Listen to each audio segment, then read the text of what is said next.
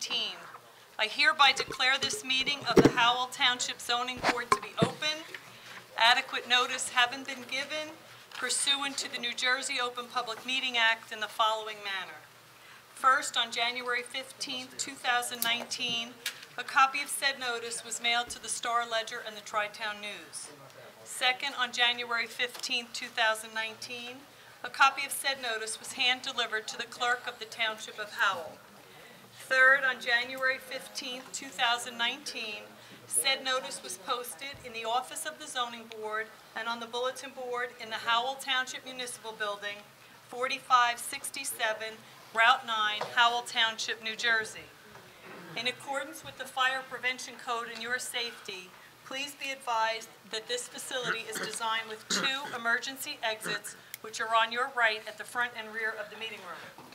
Furthermore, smoking is not permitted in the municipal building. Please take note that this meeting is being videotaped for possible future broadcast on Howell Township TV 77. Thank you, Eileen. Can we have a roll call, please? Yes, you may. Mr. Hughes? Here. Mr. Massa? Here. Mr. Mertens? Here. Mr. O'Donnell? Here. Mr. Orozco? Here. Mr. San Clemente? Here. Mr. Saya was excused. Mr. Moretti? Here. Chairman Nansen? Here. You have a quorum. Thank you. Can we all stand for the Pledge of Allegiance? Pledge allegiance to the flag of the United States of America, and to the republic for which it stands, one nation, under God, indivisible, with liberty and justice for all. Mr. Tropley, swear in the professionals, please.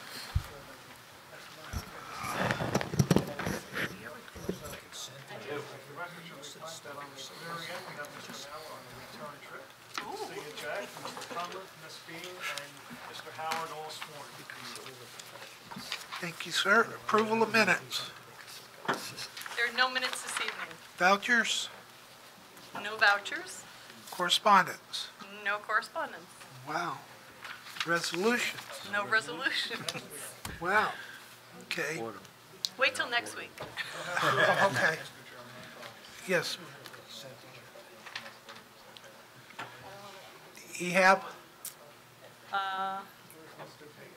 Mr. Pape, are you ready or no? I am. Mr. Pape is ready, so EHAB. Call the case. Okay. Case number BA 1825, EHAB Human Services, Inc. Use variance, preliminary and final major site plan. Application of EHAB Human Services, Inc. Its applicant and owner seeking a use variance, preliminary and final major site plan approval to construct a facility for office staff, job training, and recreational programs for adults with development disabilities, behavioral health challenges on premises known as Block 137, Lot 3, 403, Fort Plains Road. The application was heard on January 28, 2019, when it was carried to March 4th, 2019, with no further notice. Expiration date, March 31st, 2019. Eligible voters, Hughes, Massa, Mertens, O'Donnell, Moretti, and Nansen. And Mr. Chairman, Mr. San Clemente has certified that he's watched the video, so he's an eligible voter as well. Okay. Mr. Welcome, Chairman, sir. Members of the board, good evening. Kenneth Pape on behalf of EHAB. The applicant completed the full presentation on January 28th.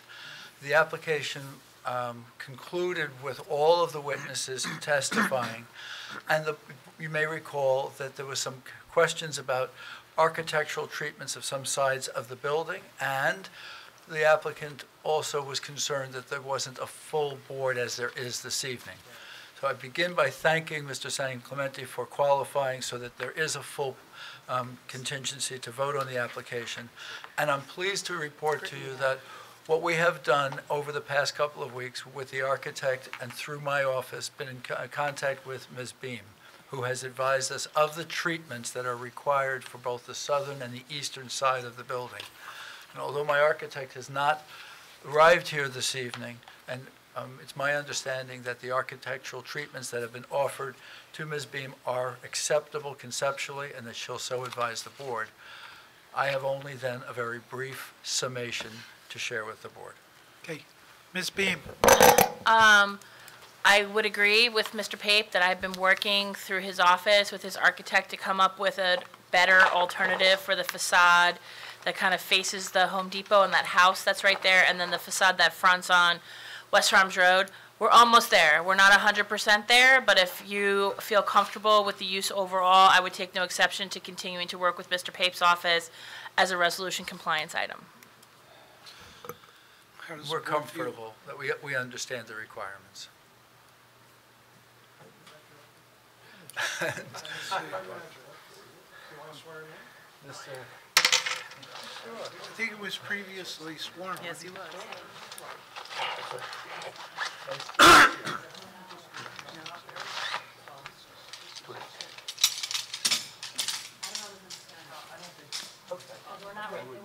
I mean, Mr. Chair, I appreciate that the professional is here, but the rendering that the latest rendering that I received is not quite 100% where I think you guys are going to want it. So I would prefer to continue to work with his office as a resolution compliance item and make sure that the facade treatments are what is in keeping with what you would typically see and what you would expect. So I don't know that this testimony is going to help right now because we're not there yet. With all those people behind me, the earlier that I can let them take over the show, the happier You know, I'll be. Mr. Chair, we have in the past done very well on resolution compliance with Jen, and I think every resolution that we've had as a condition of approval, Jen has been able to satisfy the board, and you have yourself Well, been if satisfied. she's not So satisfied, it's got to come back here. Right. That's It's going to all. be right back here anyway. So Exactly. if there are no further questions of the architect, then perhaps Mr. Pape should then sum up and we'll go for a vote. I have no problem making that as Is that resolution compliance. Acceptable, Mr. Chairman, board? It's fine. Then we are very, as I indicated to you in January 28th, it was a great pleasure, and I'm very prideful to have the opportunity to represent EHAB before you. EHAB that has been part of this community for the past 10 years, has their offices here, purchased property. They're looking to relocate their offices and the training facility for the developmentally challenged adults at this site. As the board will recall, we worked with your engineer in detail to come up with revisions to the plan, and we were very pleased at the support that he gave us when we were here before you.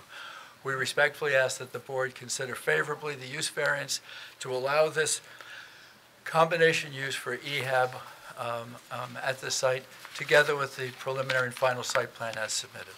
Okay. Thank you. Mr. Pape, also, I spoke with Ms. Sparrow.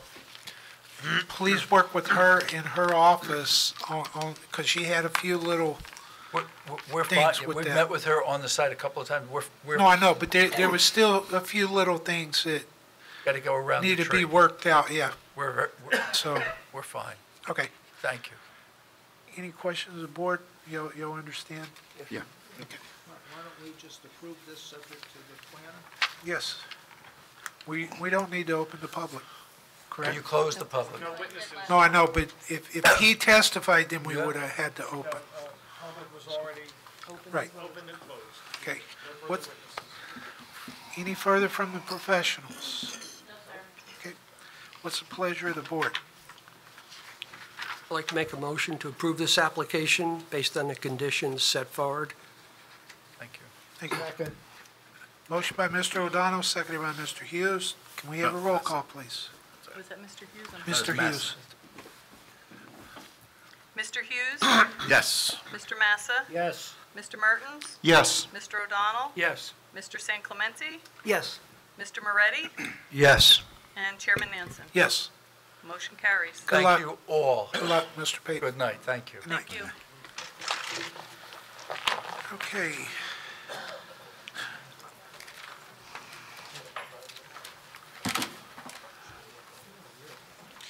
Next case on the board, before the board, case number BA 1806, L&L Paving Company, Inc. Use variance, preliminary, and final major site plan. All I'm going to read on the record for this is This is a continue hearing on the application of L&L Paving as applicant, 1 Greenway LLC and 2 Greenway LLC as owners, seeking a use variance, preliminary, final, major site plan approvals. Mr. Butler, Mr. Dole. Chairman, members. Good evening, Mr. Chairman, members of the board. I think when we had last left off, Mr. Doyle was going to continue with his examination of Mr. Thompson. Yes.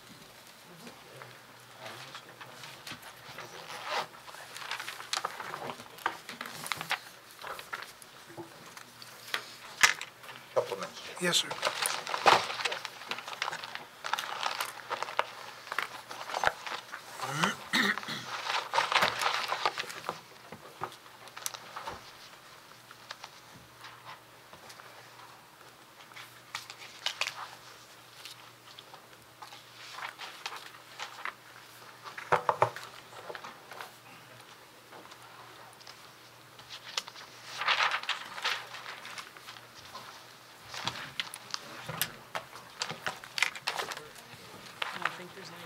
Thank you.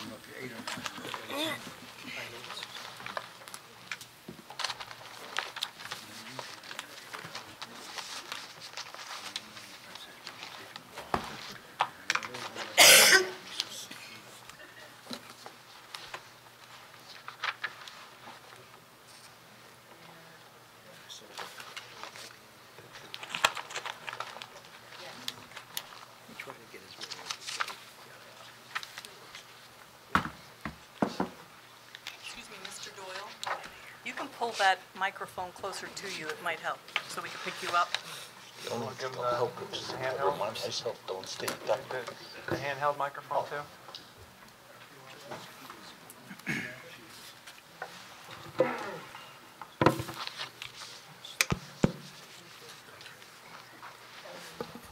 Mr. Doyle, are you ready to proceed? Yes. Yeah, I just would remind your witness, Mr. George Thompson remains under oath at this time, and you may proceed when you're ready, sir.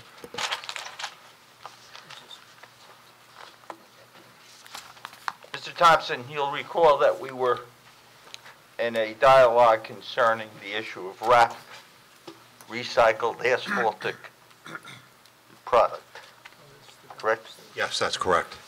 Since that meeting, did you have an opportunity to examine the site plan that was filed in connection with this application and admitted into evidence as A5?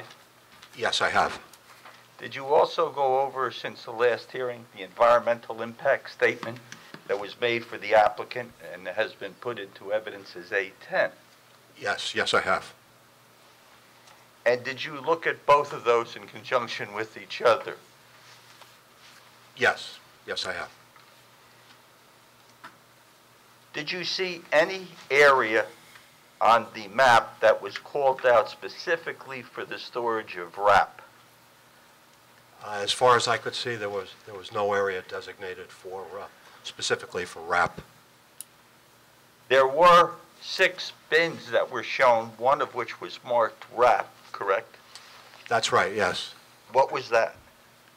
Each one of those bins is for a specific size aggregate, 3/4, 3/8, quarter-inch sand, and one of them is designated for RAP. Now, that would be for a finished product, something that's already been crushed and screened and is ready to be introduced into the asphalt plant. So that would not be the millings that just came into the plant? That's right. So was there some other area shown for the millings that would come in? There were no areas showing storage for inbound millings, no. Could an asphalt plant such as is proposed by this application exist without having a designated area for wrap? There's no way that you could have an asphalt plant, especially a plant this size, with no inbound millings or chunk asphalt even. It just doesn't work that way. Most of the public work that's around throughout New Jersey is mill and pave. So you have millings coming in as the road gets milled, and then you replace the milled area with new asphalt. When you say a plant this size, what do you mean by size? The capacity of this plant is extraordinary. It's one of the larger plants in New Jersey. Some of the projections of 200,000 tons a year are probably not likely at all. To support a plant like this and to have it operate efficiently, the plant has to continue to run. You can't shut it off, turn it on, shut it off. It's just a terribly inefficient way to run the plant, and it actually affects the quality of the material that you're going to produce. Now, you testified before about the use of wrap and the percentage of it that is limited in particularly public jobs. That's right. The New Jersey DOT has set a limit of, I think it's 15% in top and 20% in base. And on special jobs, you can put as much as 30%, but that's a very rare time that you can do that. On the private side, you could use a greater percentage of wrap? You can. You can use whatever percentage you can make a quality material for.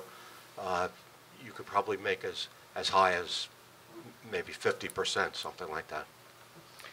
On the public work, and your testimony was that the public work was 70 to 80% of a typical asphalt plant?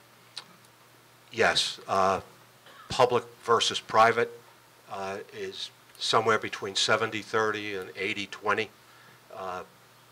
Public is the higher number, and private is the lower number.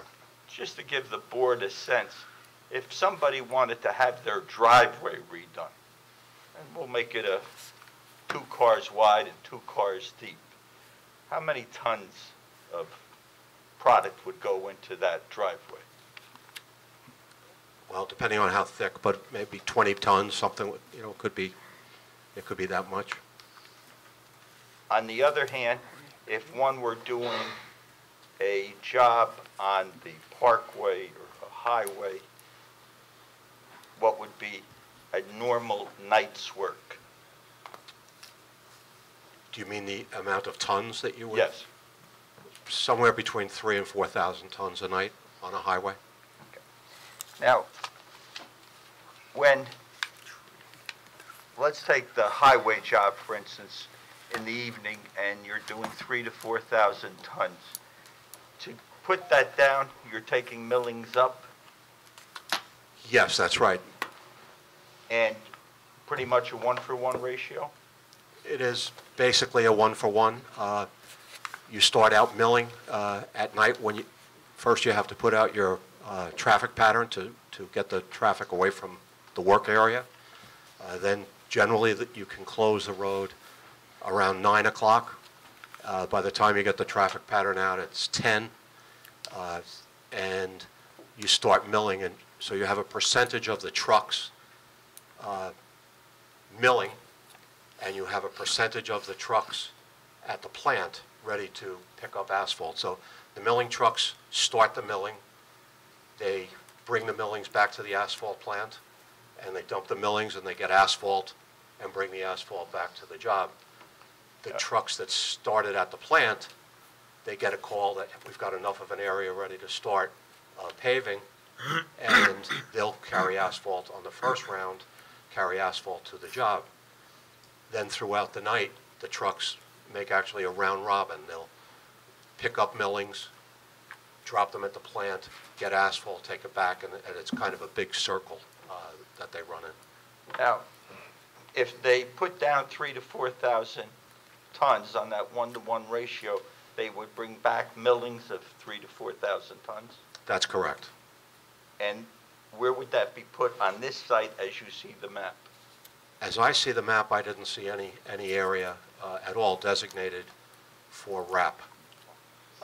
There were 2 areas for Class B recycling storage, but RAP is exempt by the DEP, New Jersey DEP. It's exempt from Class B if you have an asphalt plant. Now, what kind of surface would you typically put RAP on? Generally, you would want to pave the floor that the RAP is going to be placed on. It prevents moisture from coming up through the ground, and it prevents any migration that might go from the RAP pile through into the soil. So that would be additional impervious cover. That's correct. Now, in the testimony that was produced by the applicant and the environmental impact report, they spoke of stockpiles of RAP 30 feet high. Is that a typical height? Well, I'm not sure there is a typical height, but in that testimony that I saw, it was going to be the Class B was going to be 30 feet high, the Class B recycling piles, and I think someone said that they have a bucket at the 30-foot mark, which is a marker that you don't want to exceed because your permit is based on a perimeter that the DEP allows you. So you have corners, you have, I think they talked about telephone poles in each corner, and then you put a bucket to show the height of the pile. So you don't want your piles to exceed those limits. Now, go back to that job. That job comes back with 3,000 to 4,000 tons of RAP in chunks. And wherever it's put, how much of it is reusable? Well, the millings don't come back generally in chunks. It comes back in larger than maybe even snowball size sometimes, but it'll also come back in a granulated form too. But it's too big when it comes into the asphalt plant. It's too big, or when it comes into the property, it's too big to be introduced into the asphalt plant. Those millings have to be crushed and go through a screen. They have to be at least minus ½ inch before they can be introduced into the plant. Was there a separate crusher zone for just RAP? I didn't see anything marked on the plan just for RAP, no. Ultimately, on average, public, private, how much of that RAP will find its way into new product by percent?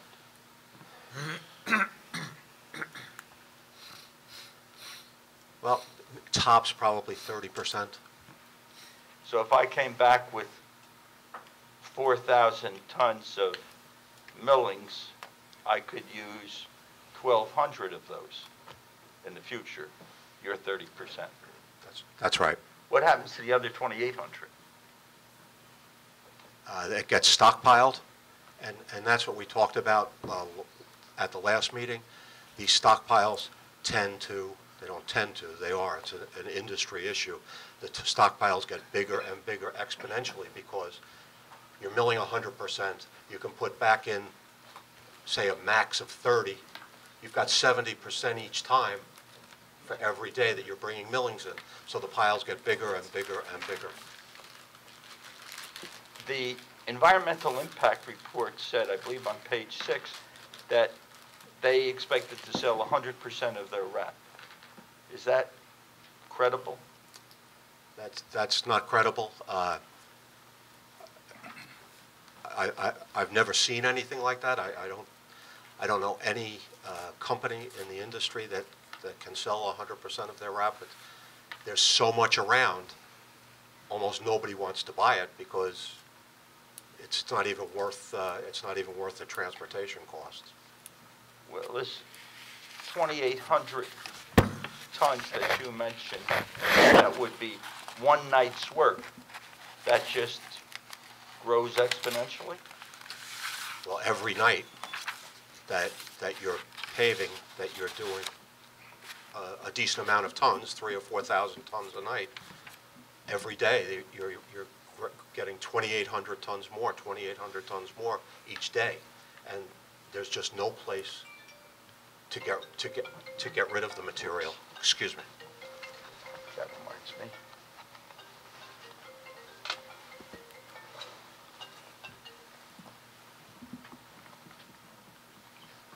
Sorry.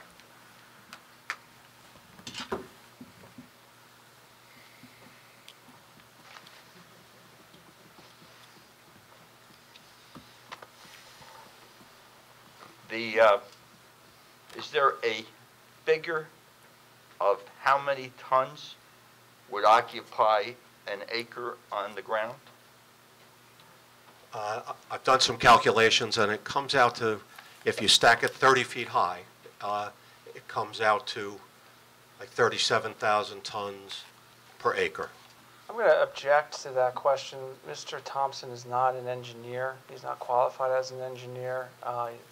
He's providing very close to, if not engineering, testimony regarding what can be stacked, how high, at what volumes. It's not appropriate for this witness to be providing that testimony. With response, first of all, there's been no testimony from the applicant about this particular necessary part of an operation of an asphalt plant by an expert or non-expert. Number two, I think Mr. Thompson's extraordinary resume of 30 years in this business allows him to give an answer to a question that needs to be answered and for which the applicant provided no answer. To the degree that Mr. Butler wants to cross-examine him and reduce the credibility of the answer he just gave, then the board could judge the weight to give his answer. But I think he should be allowed to answer. Okay. I'm going to allow to answer. How many tons to an acre? Approximately 37,000 tons at 30 feet high. Well, if just using conservatively, I know that Mr. Randelli said he didn't know how many tons he would sell a year, but he also mentioned a number of 200,000. To go back to your numbers, if you put down 200,000 tons and 70% of that came up, you'd have 140,000 of wrap. You have 140,000 excess tons of wrap. That's right.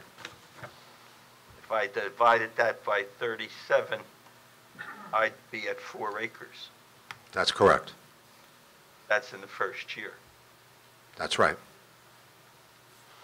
As I've said, this is an industry issue. This happens in every asphalt plant, especially that doesn't have a quarry. Mr. Doyle, I don't want to throw a monkey wrench into your computations, but there was testimony given that they could store the wrap at 35 foot high, just so you know.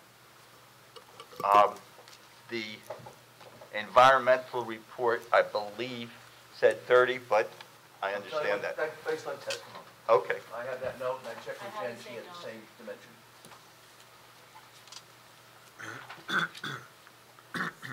So it could be stacked higher and therefore be more visible to the traveling public.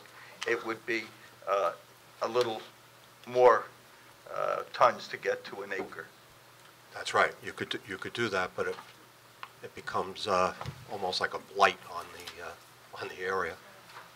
Mr. Dole, I have a question while we're on this subject. Sure. If the applicant got their Class B, how much of that wrap could be mixed in with crushed concrete? How much is allowed by state? I think it's as low as 1%, because although the DOT is okay with you putting in a little bit more, the DEP considers asphalt, I think we mentioned it last week, considers asphalt a contaminant because it has oil in it. So they've knocked down piles that we've, created RCA, which is recycled concrete, and if it has even a little bit of asphalt in it, the DEP will knock it down and won't approve the piles. Okay. Because I deal with Mazda all the time, and they have a lot of asphalt in their RGA, a lot. Well, I just can tell you what happens with the DEP where I've worked. Mr. Chair? Yes, sir. I was wondering if I could ask a quick question, too. Just to be clear, if someone's doing a parking lot or a driveway fresh without taking in recycled, does this wrap also go into those products as well? Yes, yes, you could add wrap into those jobs. Okay, thank you. Sure. Those jobs that the member just mentioned are the 20 to 30% that are the private side of the ledger? That's correct. You testified about the Keysby site. Did you go past that again? I did, yes. Did you have an opportunity to determine or have determined what the height of the three stockpiles were? I did, and yes. They were? One was 70 feet high, one was, one was about 40, and one was, I think, 58 feet high.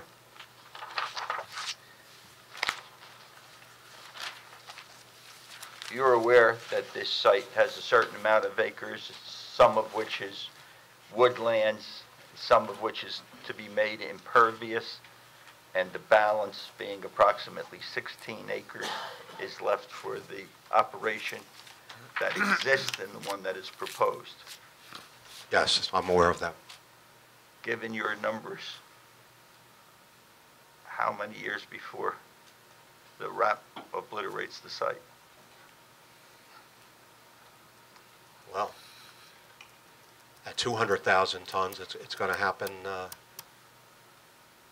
probably within 2 years. Are you familiar with this overall area? And by overall area, I mean basically the site and the surrounding area, and particularly including that within the Special Economic District? Yes, I am. And you became familiar with it because of this application? Actually not. Our company, Tilcon, is an Old Castle company. Old Castle also owns Anchor and also own Kerr Concrete Pipe, which is the property that the applicant wants to put the asphalt plant on. So we used to supply aggregate to those two entities. So I would come down, I wouldn't say on a regular basis, but at least a couple of times a year, just to make sure that deliveries were the way they're supposed to go and everything was fine, quality of the material was okay. As a result, did you have an opportunity to see what has been referred to as the Kerr site or the Old Castle site in operation? Yes, I did. Did you get a chance to see Anchor Concrete in actual operation? Yes. Did you get a chance, though you might not have sold to them, to see Eastern Concrete Manufacturing in operation? I did see them, yes. And you were familiar with the Stavola asphalt operation? Yes. Was Stavola operating when you first came down to the area? Yes, yes, Stavola was operating. And when was that? I'm going to object to this whole line of questioning. Mr. Thompson was put up here to provide testimony concerning the operation of an asphalt facility, not regarding the operation of a Stavola or Anchor Concrete or Eastern Concrete. This is, once again, outside of the purview of what he was here to testify to. He has called because of his expertise, but as it turned out, for reasons I was unaware of, that is his familiarity with the area, and these 4 plants that have been mentioned during the hearing, he knows of their operation. Their operation history is a relevant factor, not from an expert standpoint, but from a fact standpoint. Your planner rightly said that the use of this site, meaning the applicant's site, is relevant. Ms. Cafone, in her planning testimony, said that it was particularly suitable given the site's 50-year history. Mr. Rendelli testified that he was going to do something that was no different than what has been done for 50 years. So when, and Ms. Cafone, you will recall, triggered her testimony as how to reconcile this application with the new zoning ordinance that prohibits asphalt and concrete manufacturing plants, the fact that the planning board member, Mr. Nicastro, said how many sites do we have? We have 3 sites, page 20.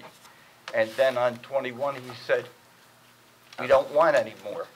So the number of plants, their operation is certainly germane. Nobody has testified as to whether they were actually operating. They only testified that they were on a map. And once again, Excuse me, I'm responding. Well, I want to move forward. Are you going to have a planner testify?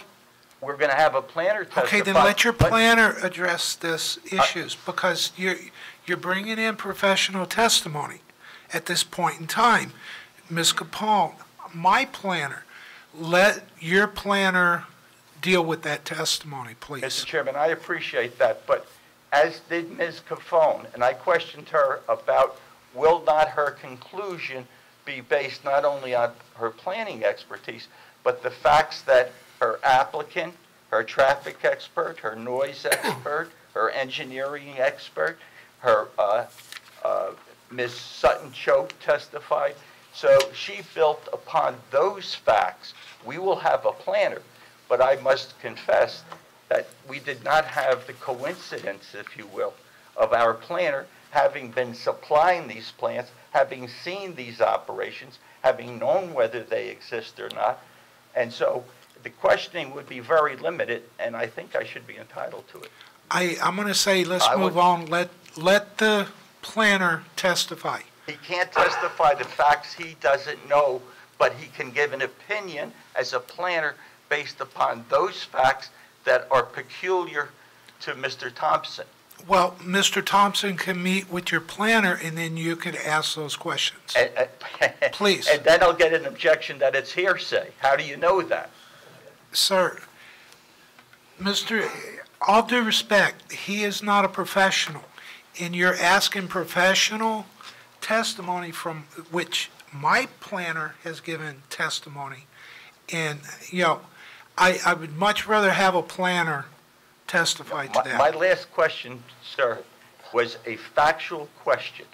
From your observations, was that particular plant in operation during the period you were there seeing it, 2005 to the present? Mr. Chairman, I mean, Yes, I believe you've already made the ruling that Mr. Doyle needs to move on with this questioning. He just keeps continuously badgering you until he gets the answer that he wants to get. But you've made a ruling that he should move on with this testimony. I really do want the planner to testify to that. If there's any corroboration, then at that time, the question could be asked I would recall for you that Mr. Thompson came up from Florida, and it's not that easy to bring them back. I think it's a legal question as to the relevance of the questioning, and I thought it was relevant. Mr. Tropoli. I simply want to say I've heard the arguments, and quite frankly, I don't see the relevance of this testimony myself, respectfully. They're here for a use variance. Let them rise and fall on the proofs that are on the record. But in terms of where I think you're going, and I'm not exactly sure, I have grave questions also, Mr. Doyle, respectfully, about relevancy. And Mr. Chair, I think we should move on. Thank you. Yes, sir. Mr.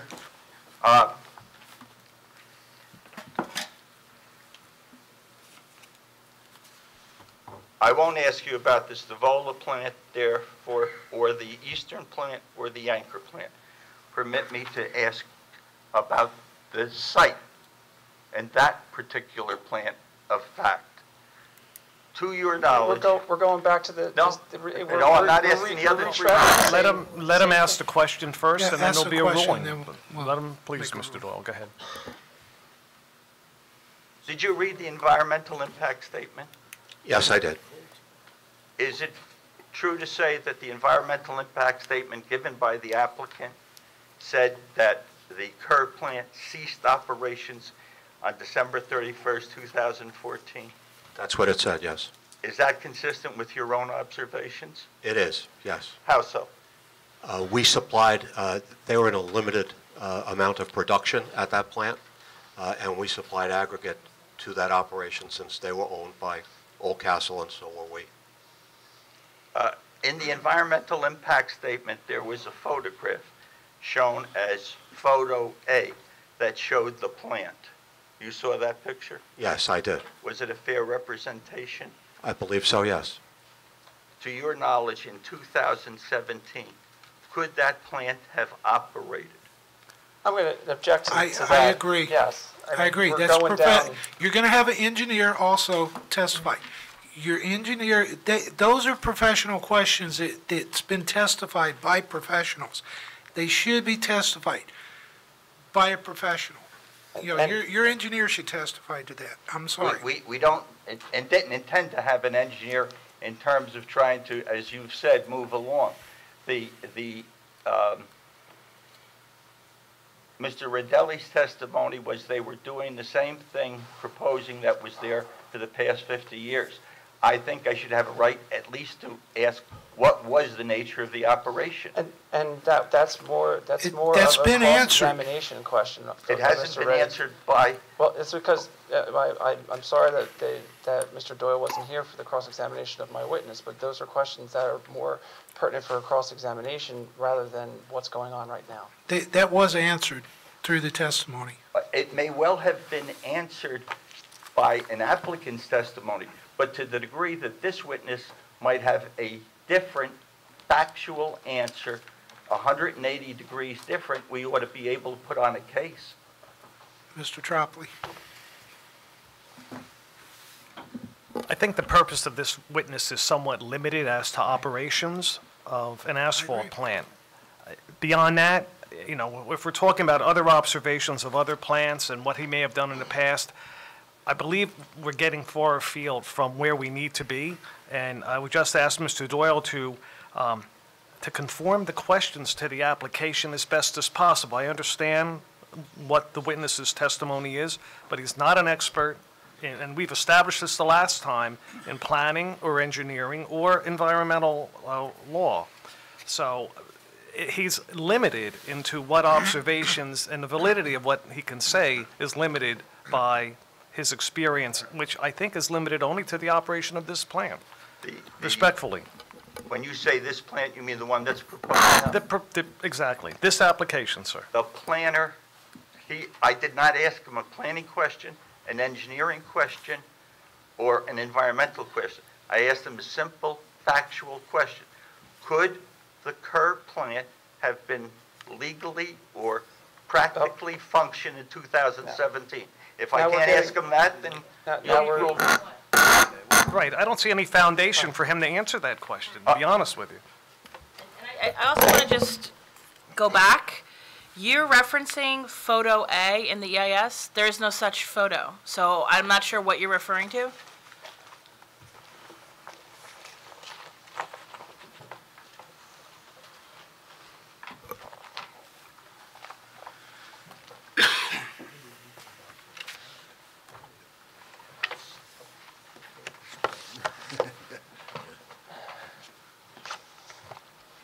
I'm sorry. I was at the beginning of the alphabet. I should have been at the beginning of the numbers. Photo 1. Okay. I stand corrected. Okay, I was just trying to follow. The environmental impact statement, I'll ask a different question. The environmental impact statement file said in pages 32 through 34 that this site had an ISRA history. A what? From- Yeah. We didn't hear that. ISRA, I'm sorry, I turned my head. ISRA, standing for Industrial Site Remediation Act. From your knowledge as a CEO of plants, if you were under watch from the ISRA people in Trenton, could you have legally operated? I'm going to object before that question is answered. Right, Exactly. yeah, yes. And he's not an expert in No. that field, so I fail to see how we can possibly give a valid answer to that. If the board wishes me not to cross-examine or examine a witness, I'll try not to. But I think that I should at least be able to meet allegations that the applicant put forth with other information that is factual from a person who actually saw the site, not because of this application in the last few months, but as where it was historically, particularly in 2017, when the governing body prohibited this use. Mr. Doyle, I have no problem with that. Bring your professional forward that can testify to that. No, That's all I'm saying.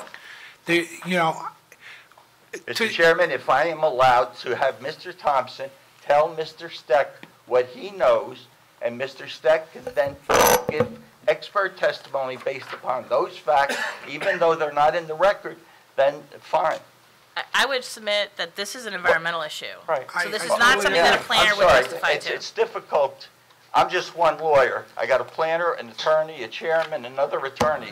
I'm asking a factual question. I don't need a professional in this chair to answer a fact question. That's a fact question. Do you have proof of that fact, other than a word? Proof of the fact that the Yeah, plant do wasn't you able have to operate? I have a gentleman sitting on my left who I'm trying to ask the question No, of. but I understand. The question that came out was, could it legally operate? I mean, that's calling for an expert opinion on, I'm not even sure whether it's a legal opinion he's looking for or an environmental opinion, neither of which Mr. Thompson is qualified to give. Let me ask the question It's this the way. same. I'm trying. You were a CEO of a concrete, an asphalt company, correct?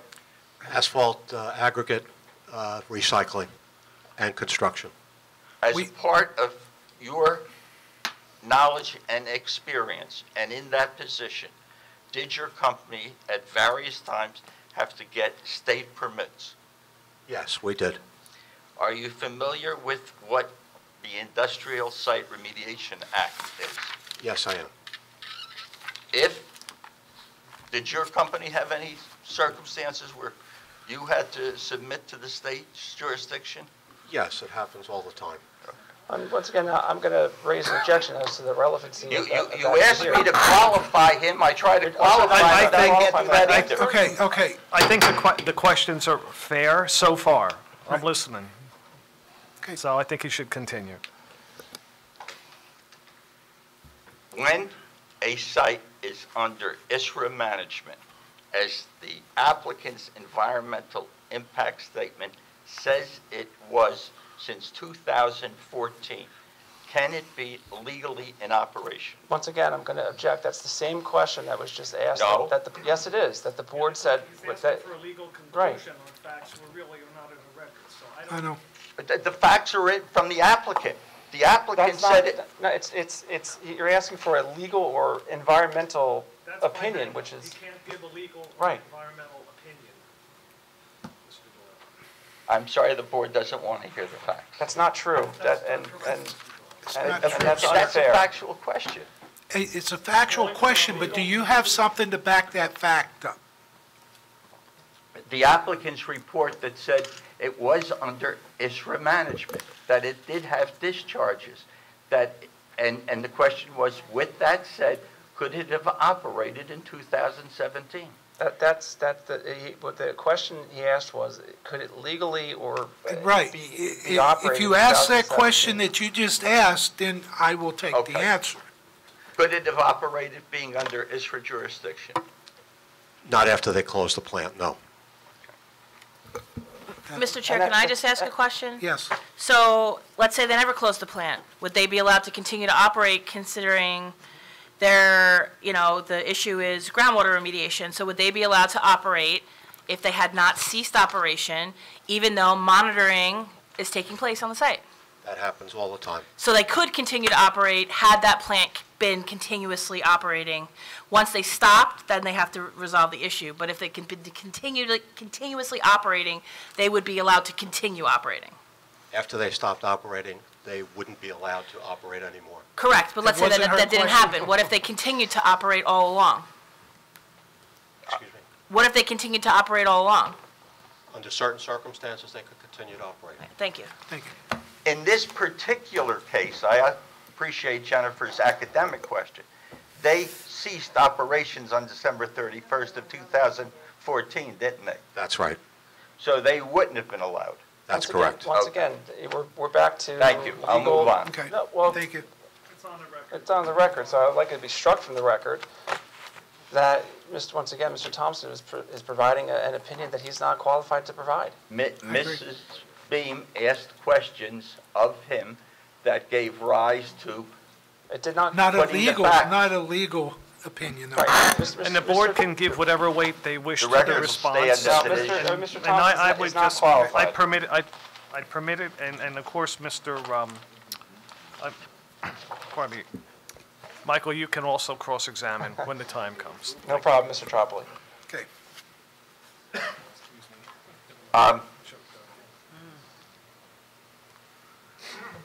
Regardless of ISRA and dates and anything else, what occurred at the Kerr plant when it operated? They used to mix concrete in mixers, and they would pour the concrete into forms to make concrete pipe and head walls and other concrete products. The environmental impact statement filed by the applicant said that that use was extremely similar, the words in the report, to the proposed use. Is that an accurate statement in your judgment? I'm gonna object to that also, because if I remember when Mr. Doyle was trying to qualify Mr. Thompson in the first place, he asked him, "Do you know about concrete?" And Mr. Thompson's reply was, "Well, not too much," or something along those lines. But he knew a lot about asphalt. He made a lot of asphalt. That's what he said. So A, he's not qualified to do that, and B, this is not a question that should be asked of Mr. Thompson. I agree. Mr. Chairman, Mr. Rendelli, and the base for all these questions is the applicant's testimony. So if I can't ask a witness who knows whether a statement or an opinion given by a fact witness is factually correct, then you hear a one-sided case.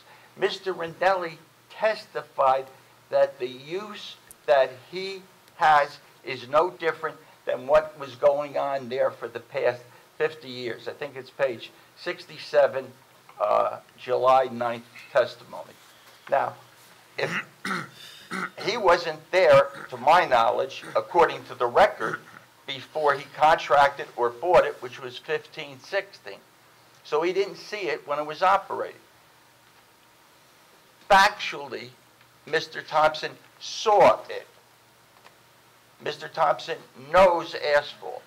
It's a comparison that makes sense because the planner testified this site, because of its past use, is particularly suitable. Their environmental expert said it is extremely similar. I'm not sure that that witness even testified. Those are questions for cross-examination of those witnesses that provided that testimony. I'm sorry. I agree, but the environmental impact statement person never spoke. Mr. Doyle, your witness had testified earlier tonight that he had been there maybe once or twice a year. What makes him an expert on how this plant ran? I'm not asking him an expert question. Yeah. You're asking him how the plant was, If I can ask a specific question, then you can judge it on that, Okay, whether it's ask fact your or specific expert. question. Before he asks the question, and once again, Mr. Thompson was not put up here to provide testimony regarding Concrete. I Kerr know, I concrete. understand. He was put up here to provide testimony regarding the operations of an asphalt plant. This is I beyond the understand. purview of what Mr. Thompson was put up here to do. Miss- And once again, if you go back to when Mr. Doyle was trying to qualify Mr. Thompson, he asked, "Do you know anything about concrete?" And the answer was, "Not much." I And understand. now the question was, are the two uses similar? Are the two productions similar? Well, I think there was planning testimony, also engineering testimony on that aspect, so. Mr. Thompson is not an engineer. I understand. Mr. Butler makes a good point that I called him as an expert. I will truthfully say to the board, and accurately, that's what happened. When I spoke with Mr. Thompson about this matter, since he testified, only having met him for that purpose, I asked him, "Did you ever see the site?" He said, "See it. I went there a couple of times a year when I moved to Seagirt more often." They were clients. I saw the operation. So that, he has facts.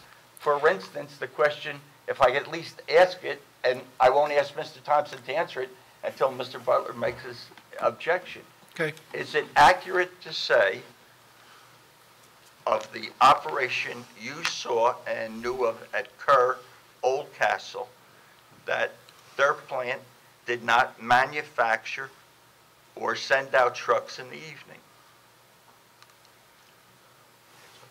Yes. That's true. As far as I saw, yes. Is that different than what's proposed now? Absolutely different, yes. Was factually the concrete that was manufactured at Kerr manufactured internally or in the truck? No, it wasn't. It was manufactured on the ground in forms, as I said before. Is that different than how asphalt is manufactured? Once again, I'm gonna object. Well, Mr. Butler, I'm gonna allow him to answer that question. That's something you could come back on cross-examination, if you don't mind, because, Sure. You have engineers and everything that's already testified to that. You can cross-examine based on the equipment that's existing, how the process worked. You can cross-examine on that, so I'll allow that question to be answered. Again, I'm sorry, I lost track there. where is the concrete that was at Kerr manufactured?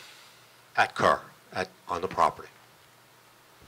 Well, isn't the asphalt that is being proposed here going to be proposed on the property?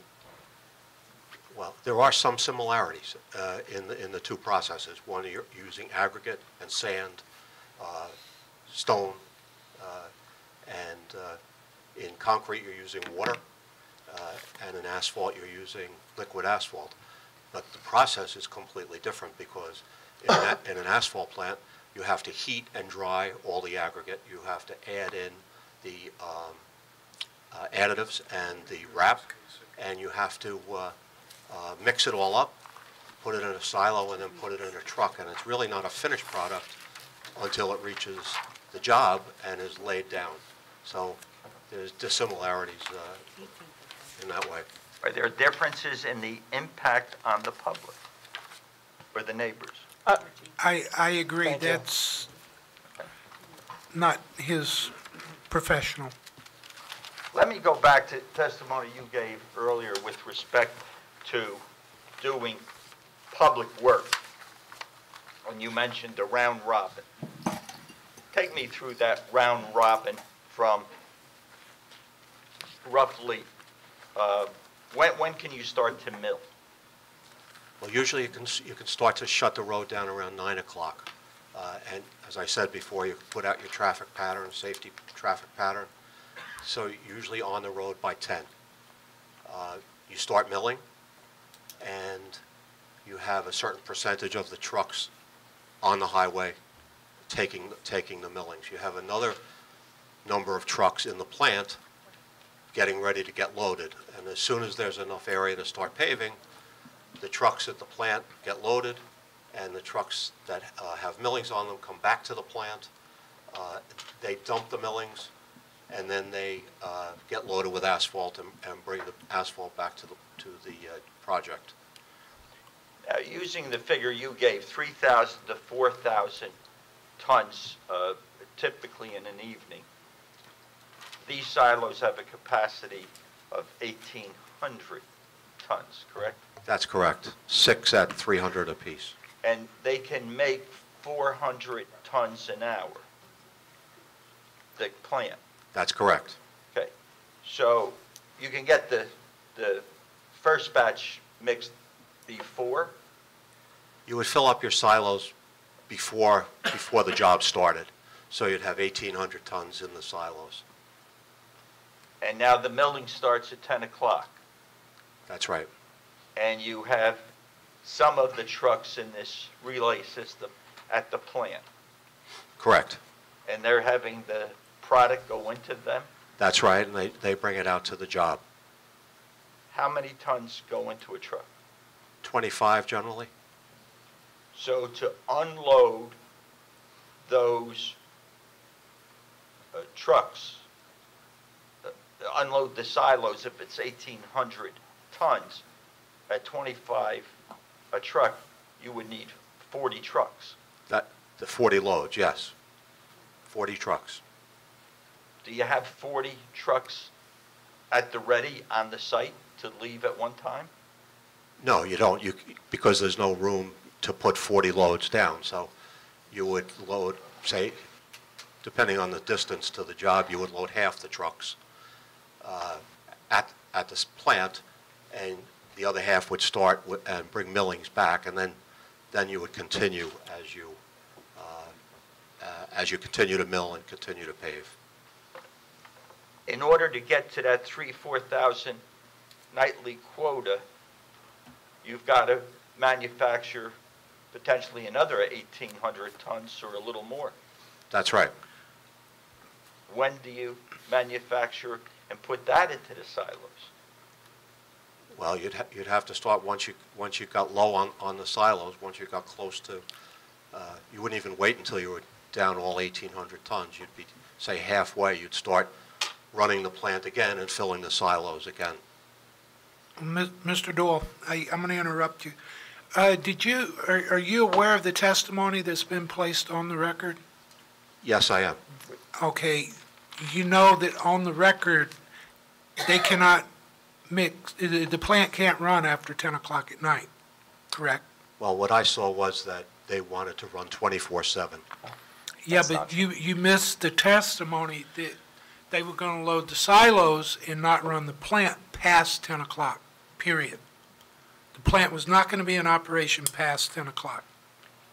I did read that the plant would exceed the decibel level if it was after 10 o'clock, but... And if the board looked favorable on that, the applicant agreed that it would not run after 10 o'clock, period. Well, that's not how I read it. That would be part of the resolution. Correct, that was an agreed to condition of approval. Correct. And 10 o'clock. 10 p.m. Okay. I appreciate that there was testimony from Ms. Caffone that it could run 24/7. I also know that there was testimony that if it operated past 10 o'clock, it would exceed the decibel level. And I know that the applicant said, well, they wouldn't do that. Exactly, and that will be part of the resolution. If they Correct. do that, then they'll get shut down. Well, That's how it works. They will. I appreciate that there is an enforcement ability with the township and the county to shut an operation after it's been proven that they exceeded the decibel level and caused whatever noise. I don't think that's what he's saying. What he's saying is that the plant itself will not operate past 10 p.m. That will be a condition. It has nothing to do with the decibel levels. It has to do with the operation of the plant. There was testimony stipulated that after 10, the plant will not manufacture material. The silos will be loaded, trucks could get material out of those silos, but there'd be no manufacturing operations after 10 p.m. So I think what the chairman's saying is that if they operate outside the bounds, assuming if we ever get to the point where we can actually have a vote, that they do approve this and there is a condition, then any operations after 10 p.m. would be in violation of a condition, and therefore that's why it would be shut down. The operation of the plant. Correct. Not the, Not the site. silos, but the plant itself. I understand that, maybe this is better for a closing, but once allowed, it takes a chance of reaction. Let me ask a question. No, once again, no, because I mean, that's not a question, that's. No, that's not a question of That's just anybody. fear mongering, that's all that is. That's it. I'll leave it let's to move Mr. forward. Butler to attack and call names. I'm just going to ask a question. I'm not doing let's that. move forward. Let's move on with the question, please. Mr. Thompson, you just heard the chairman's point, and it accurately states what the record shows and what the applicant said he would condition any approval were he to grant it. Ken, given that 70 to 80% of business from an asphalt plant typically is public business, and as you've testified, most public business, you need to do work at night within the timetable you just mentioned, and that the normal layout is 3,000. Mr. Doyle, we can't hear you. Oh, I'm sorry. I apologize. Given what you've testified, that 70 to 80% of the work is public, and that the public has limitations, as you indicated, that you can only work basically between 10 and 6, and that in order to put a full night's work in and meet contractual requirements, you do 3,000 to 4,000 a night. Could you do that and not have the plant running past 10 o'clock? I agree. That is not something, we've heard this before already, tonight. You've testified to that. Let's move on. No, please. That was a different question that I had not asked. Sir, you have asked respectfully that question.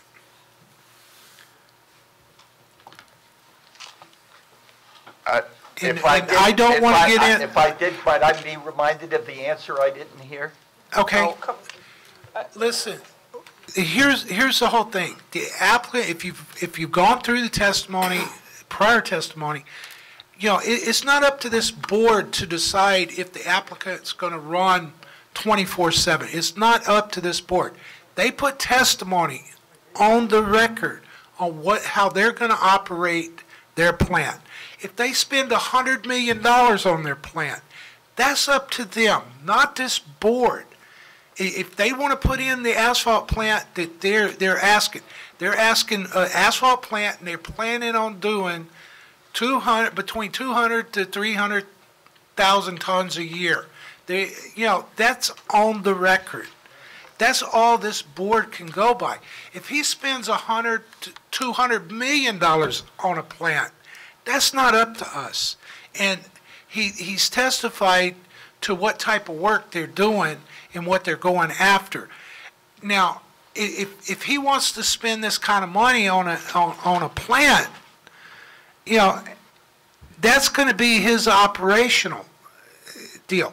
If he goes under and sells the plant, if whoever buys the plant, if Tilcon buys that plant, they're going to have to abide by the resolution that's drawn if this board looks favorable to it.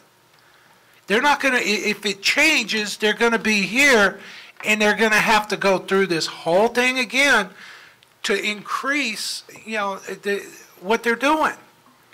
You know, if they change the scope of what they're doing, they will be right back here. That's why we're having these meetings.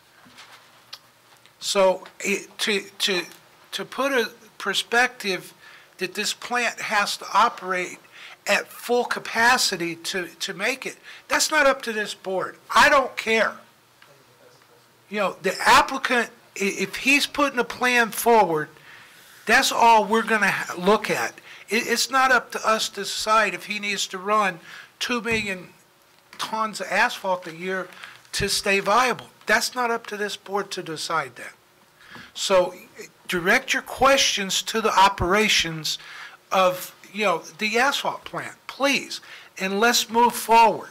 My last question was respectfully to the operations.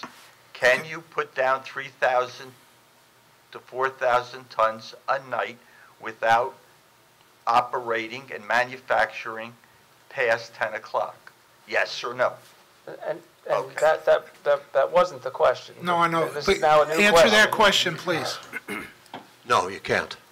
Okay, thank you. And drawing upon and asking you if you would agree with the report from the Environmental Commission of the Township of Howell dated March 8th, 2018. Trucks will be returning to deliver millings for use in the recycling production. This will generate additional traffic. Agreed? That's correct, yes.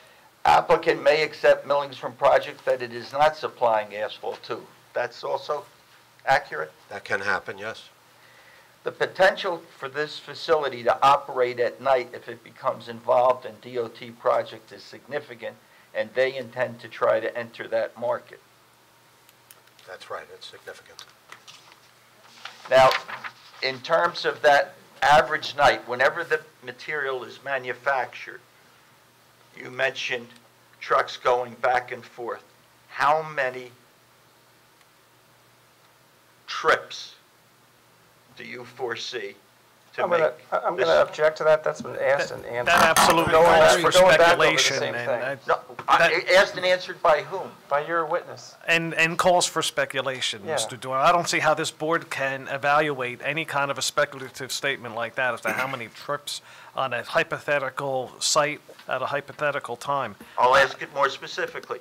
If they were to deliver on an evening and install 4,000 tons and pick up 4,000 tons of milling, how many truck trips would that mean at 25? Excuse me. I didn't I'm get the sorry, question I'm mark. sorry. I- 25 you paused, per so- truck. Okay, I'm going to object because now we're back on the hypothetical 4,000 tons per night, which I don't think is going to happen at this site, especially since we said that the manufacturing stops at 10 o'clock. I think that the analogy that Mr. Doyle is trying to draw is not, it's not pertinent, and it's not something that's going to happen here. So, and once again, this is a question that's been asked and answered by Mr. Thompson. It has not been asked and answered by Mr. Thompson, number one. Number two, Mr. Butler just testified as to it being beyond the realm of possibility. It was, and not being concrete, no pun intended, but it was a very specific question. If he wants to cross-examine, and he said 4,000 was speculative, and Mr. Doyle, your witness testified earlier to 40 trucks. You're going to have 20? Okay. You did a round robin. Right. Okay, You know, twice. Yes, he used that They phrase. did a round You're robin right, thank twice. you. So now he's round robin, his round robin. Yeah, and, 40 trucks. Mr. Thompson, there have been a number of things that the applicant said that they would do, that they would require trucks to put on strobe lights.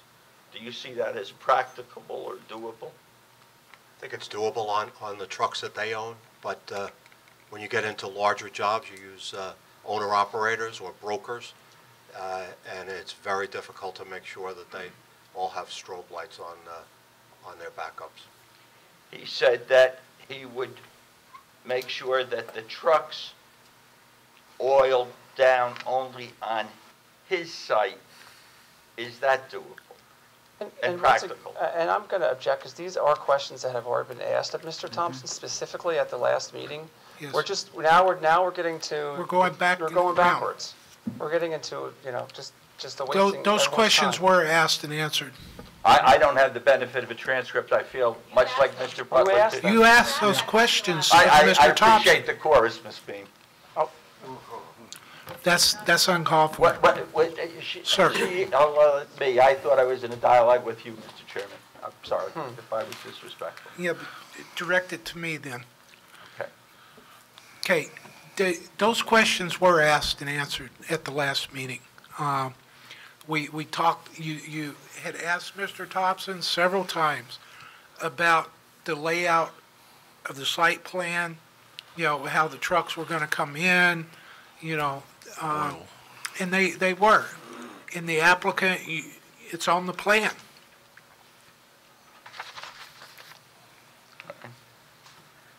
If I might have a minute, Mr. Chairman, to make sure I don't go into any inappropriate or Okay. previously You asked wanna- questions. You want to take a 10-minute Yes. break? Yeah. While you're reviewing that, the board's going to take a 10-minute break. We'll give you a chance. Thank you. The board will now take a recess. The zoning board will now reconvene. You got a picture?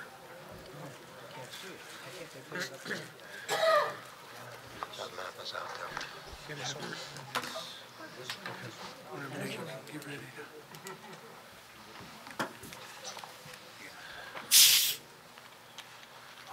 Mr. Joel? Mr. Thompson, I see you've put up a map. Can you explain what that map is for the board? You want to put it into exhibit? And Sure. maybe before we do, can we just qualify what Yeah, that that's is? what- Yeah. I was asking him that, but Okay. Do the exhibit.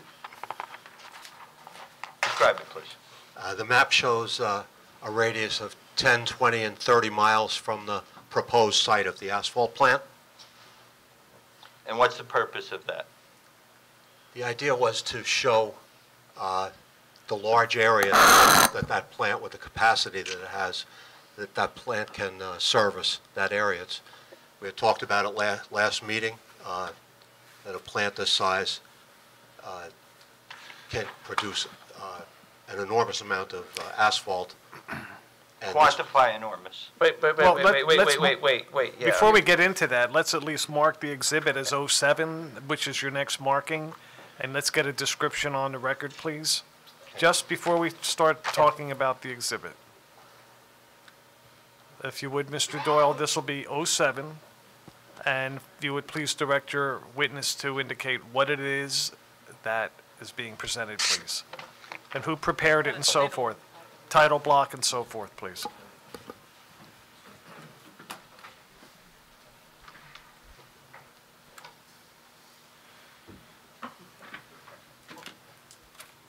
I just don't know where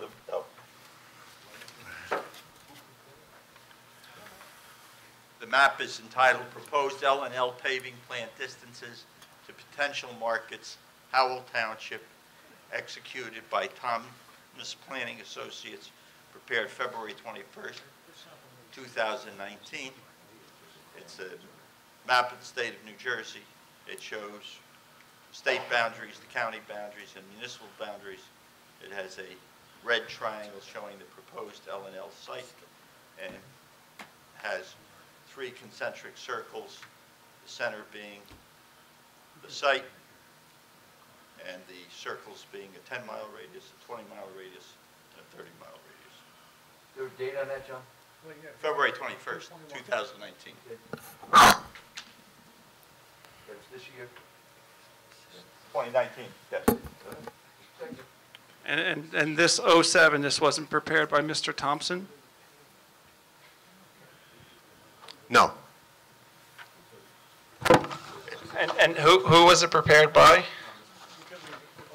If you want me to call Mr. Thomas, who is in the audience, to say, yes, he prepared that map of New Jersey, and then I'll ask Mr. Thompson questions about the map, I'll do that. I think the map probably speaks for itself, and you could take judicial notice as a quasi-legal board that that is in fact New Jersey, that is in fact the boundaries.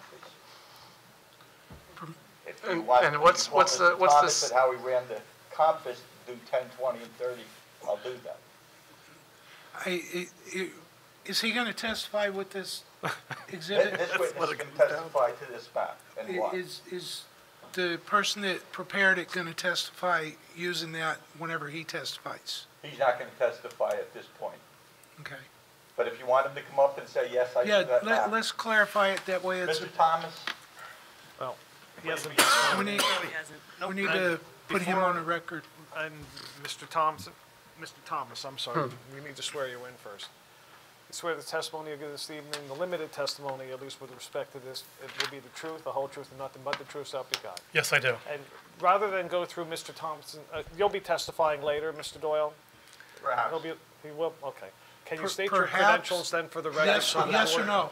Okay. Do I Ms. have to tell you now? I would like to know because I need Yeah. to qualify him before he puts professional testimony on. I'll put in his, just in case, I'll put all of that in. Okay. So if we could have, Mr. Doyle, if you could just talk into the microphone so your voice is picked up. Mr. Thomas, what is your occupation? I'm a professional planner in the state of New Jersey. Would you give the board the benefit of your background? I have approximately 25 years' experience. I have a professional planning license in the state of New Jersey. Also a member of the AICP, which is the American Institute of Certified Planners. I take continuing education credits to maintain that certification. Education, please. Yes, I have a master's degree in planning.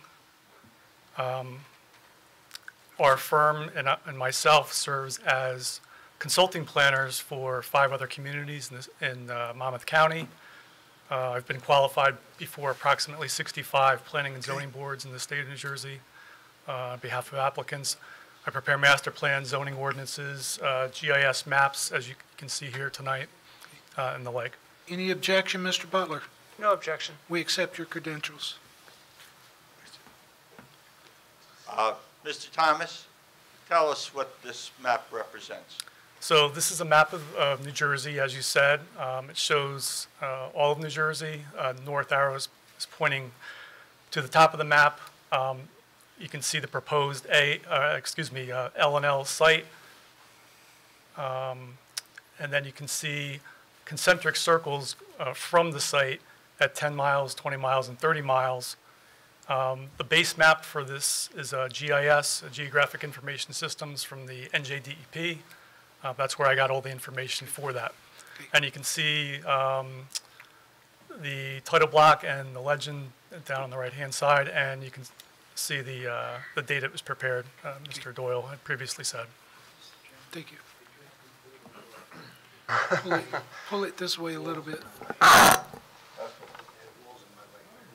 Thank you. Okay. Any objections? No objection. Okay. okay. It's on the Thank you. record as 07. Thank you, Mr. Thomas. You want to leave the mic with, George,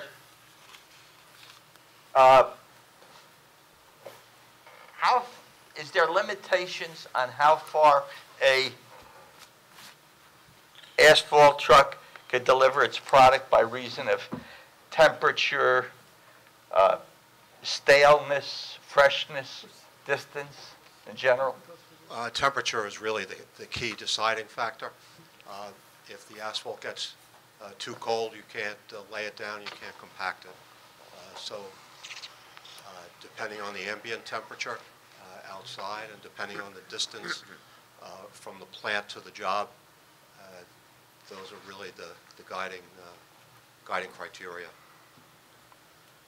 So a asphalt plant located at this site could deliver product if it had a client to deliver it to more than 30 miles? I would think 30 miles might be the limit. Why is that the limit? But it could be if it was an easy drive and you could get the asphalt to the job fast enough where it doesn't cool off, yes, you could go further. So timing is the issue more than distance? Timing is the key issue. How fast can you get it to the job? And what is the usual time limit you would expect to have to get it by? It varies. It's, you can spend more time in the summer than you can in November or December, obviously, because the asphalt will cool off quicker. Why then did you cut it off at 30 if you could do more? We thought 30 was a reasonable distance from the plant. And looking at that map and with your knowledge of New Jersey and the market, what areas of the state does that 30-mile radius include? Well, it includes most of central New Jersey. Is that an active market for asphalt product? It is. It's a growing market. It's an active market, yes. This plant can produce 400 tons an hour, That's correct. and as we've heard the record repeated, that it would be open from 7 to 10, that's 15 hours. That's right.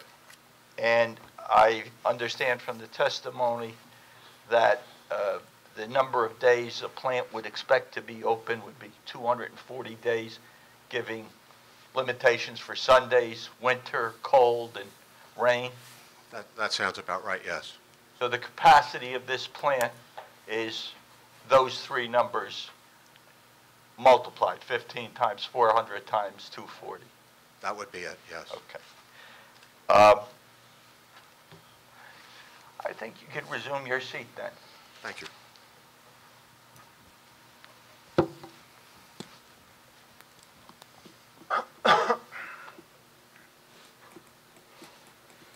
Having that kind of potential capacity, you would expect there to be some business in the daytime. We won't get into manufacturing after 10 o'clock. So what would happen at 7 o'clock a.m.? Generally, at 7 o'clock, you have a rush of trucks. These are customers who want to get in and get the material out to the jobs, to their crews, as fast as they can. And this is... It's hypothetical. Yeah. I'm sorry? It's hypothetical. It's not factual. It's not. Okay. No, I just... How... Take the applicant's testimony that they have put on the record, how they're going to operate their plant. That's factual. That's how they're going to operate the plant. What you're giving me is hypothetical. This is what a Tilcon will do. This is what Stavola will do. We need factual what this applicant is testified that they're going to do. Well, if I understand what you're saying, Mr. Chairman, whatever the applicant said, because he said it, is a fact, and we can't question whether it is in fact factual. Sir, the thing of it is, he's testified and put on the record how they're going to operate their plant. His professionals put that information on the record. Now, we're getting into a streamline to where this is hypothetical, that they're going to do 400 tons an hour for 15 hours. That's a hypothetical. They've already stated on the record that they're not going to do that. That is not a hypothetical in the sense that is... That's what this plant is capable of doing. Correct. I could go out and buy a plant tomorrow that's capable of doing 5 times that. That doesn't mean that's what I'm going to do. You know, the applicant has already stated what their operation and what they're doing. Let's kind of ring this in to where their operation, is it feasible or not? That's the whole I understand that the board has put a limit on when he can manufacture at 10 o'clock. We didn't put that limit. The board did not do that. That was testimony supplied to the board by the applicant. I understand that he would accept a condition to that effect. I understand that he said in his business plan he thought that $200,000, tons, it might be what he would do. But as a person who never operated a plant before, as a person who has bought this, as Mr. Thompson testified, $10 million plant, it is reasonable, it seems to me, for a question to occur as to what might be possible over the long run. But might is a hypothetical, sir. Right, and excuse me. No, and he's asked me a question, Mr. Butler, if I could answer the chairman. For the record, there was no... Mr. Butler. Go ahead. Might be is a hypothetical. So is the 200,000. It's not a hypothetical. That's his business plan. That's what he wants to go to. If it changes, he's going to come to that person sitting right over there and say, hey, look, I got to do it. Well, guess what? We're going to start the process all over again. Do I understand that the board, if it were to approve it, would accept his not manufacturing past 10 and would limit him to 200,000? That's what has been testified to. No, he said that's what his business plan said. He also testified on July 9th in page 59, I honestly don't know how much material we're going to sell. He also testified in response to a citizen's question on page 23 on December 10th, he knew how much capacity the plant had before he bought it. And on page 24, he said, this plant was the right size for us. So he knew and bought a plant capable of producing 1,440,000 tons. And he said, I honestly don't know how much material of that capacity we're going to sell. The board is charged with determining the negative impacts of the operation. I agree, sir. Well, let's address the negative impact, not at 400 tons an hour. Let's address the applicant's witnesses putting testimony on the record to what their testimony is to, not what the plant can do. I don't care what the plant can do. I don't think the board cares what the plant, neither the professionals care. All we can go by is what testimony is put on this record. That's what we have to base it on. We have our engineers, our planner, sitting right there, our land use officer, that's going to advise us what the testimony is. That's how we get to this point. Now, all we can do is go by what the applicant puts on the record. That is it. Mr. Chairman, if whatever the applicant says in any case is gospel, then there should not be any testimony taken from objectors because the applicant is giving you the case. That's out of line. That is out of line. That's not how this form works. I'm trying to make, and I appreciate how zoning boards work. One of the things that it has to work to determine is what would be the negative impact of an application. Let your planner testify to that negative impact, please. Mr. Thompson has testified that if the plant produced 2x, the negative impacts would be twice as much. More truck, more noise, more order. Now we're getting into plan and testimony. Positive, negative criteria.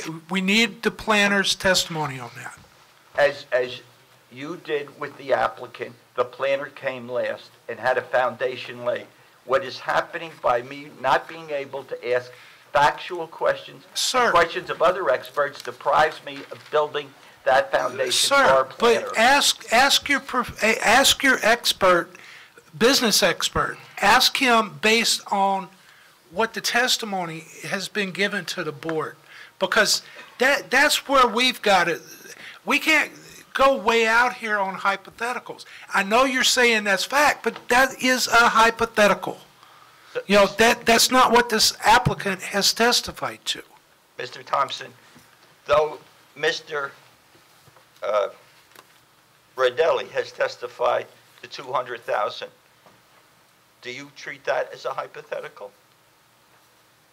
I think it is a hypothetical. Why? Because he said that he doesn't know how many tons he's actually going to do. If he did 400,000, would that mean twice as many trucks were needed? Yes. Okay. Now, back to the 7 o'clock. Whether it's 200,000, 400,000, 600,000, in your experience, what happens at a asphalt plant at 7 in the morning when it opens? When the plant opens, there's usually a rush of trucks to get loaded and supply the asphalt to contractors and their crews that are waiting for the mix to get there.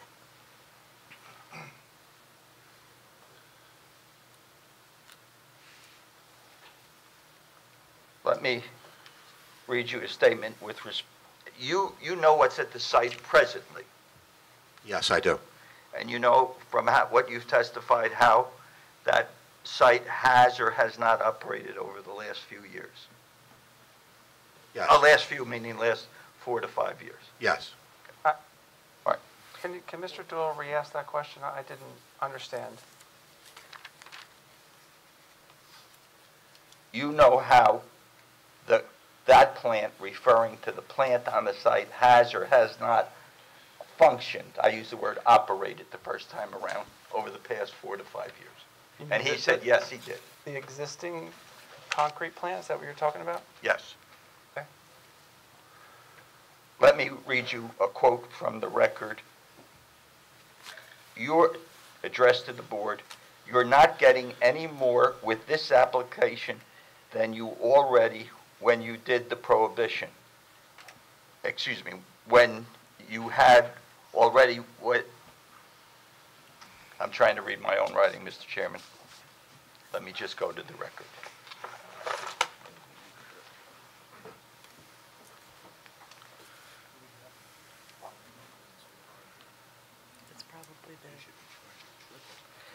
You're not getting any more with this application than you already had when you did that prohibition. Is that true? Can you qualify that, please? Who said Ms. that? Cofone on page 47, lines 10 through 12 in her testimony Of on what date? December 17th. I don't have that transcript.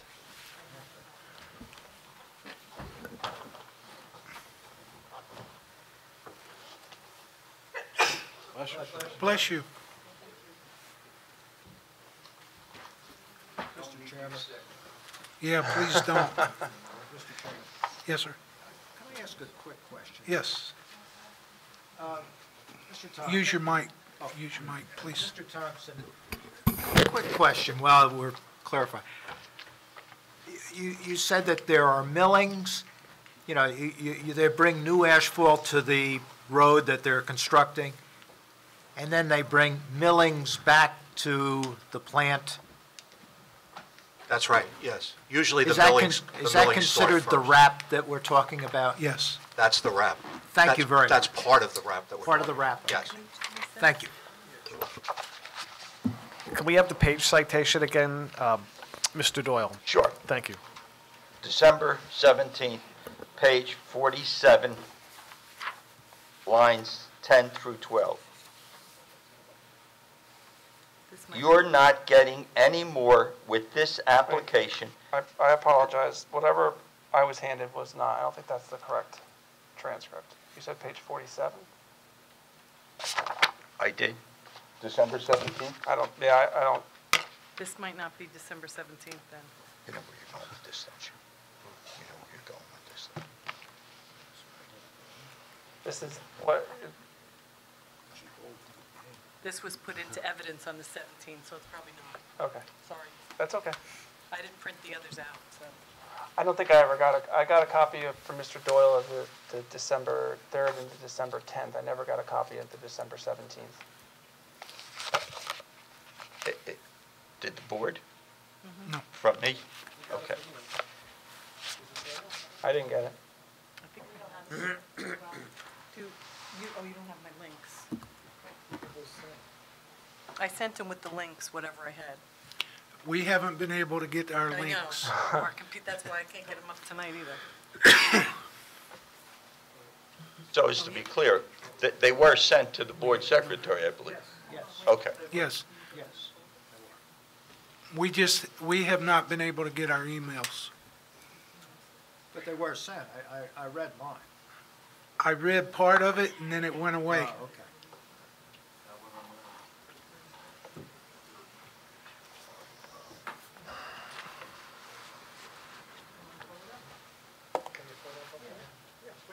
Okay. Just to move it forward.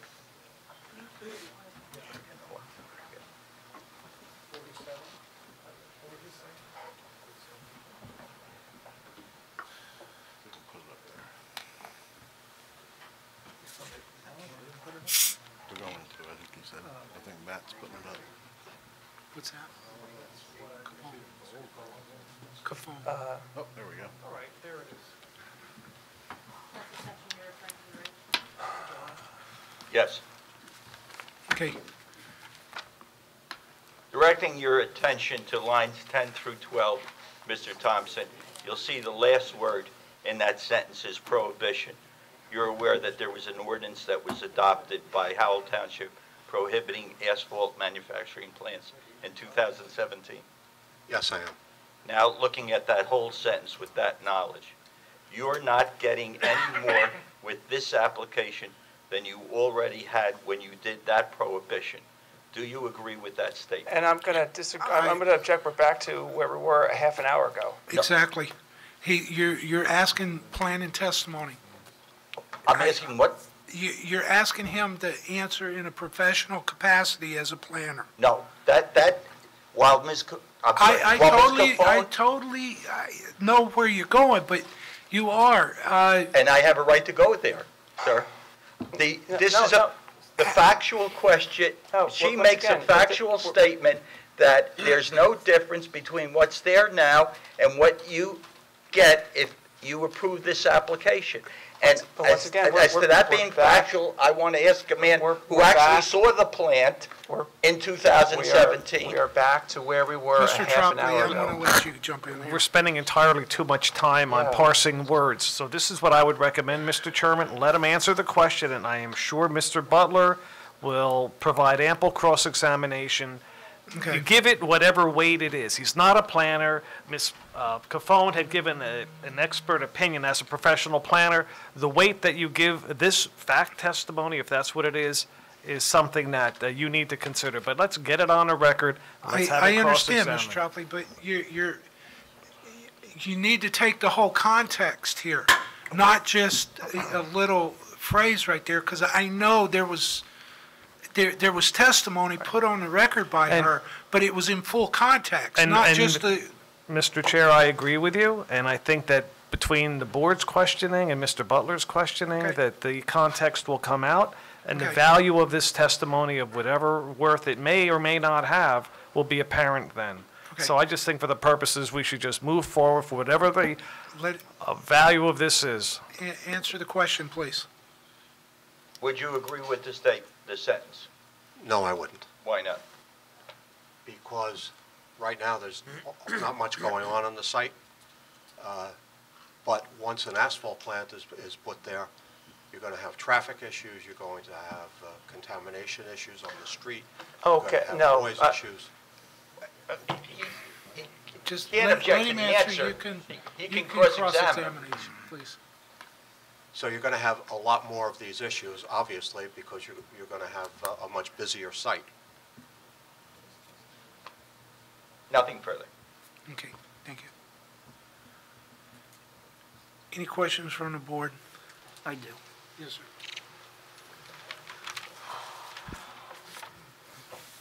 Mr. Thompson, you said you were familiar with the Aztec plant? Yes, I am. Okay. Outside of cost, if L&L Paving wants to run this equipment outside of cost, because you testified that it is cost ineffective, but we don't take into consideration cost. Outside of cost, can that plant still run at 200,000 tons per year as opposed to 1 million? Not very effectively, as I said before. The plant is designed to run continuously. So when you shut it down and then start it up and shut it down and start it up, you have a real problem maintaining the quality of the asphalt. What do you mean by that, the quality? The way the plant is configured, you're putting in different size aggregate into the drum and drying it, and then you put wrap in and dry that, and then it gets mixed together. You add the liquid, and then it gets mixed and comes out at the end of the drum and up into the silos. So if you're starting and stopping the plant, you're commingling different size aggregates rather than continuously running one mix, say top or whatever you might be making that day. So if you're making top and then you shut it down, okay, well now we have to make base. Well, you still have aggregate from the top either in the drum or you have to dump it out on the ground. So it's easier to run continuous mixes and get a higher quality of asphalt. Okay.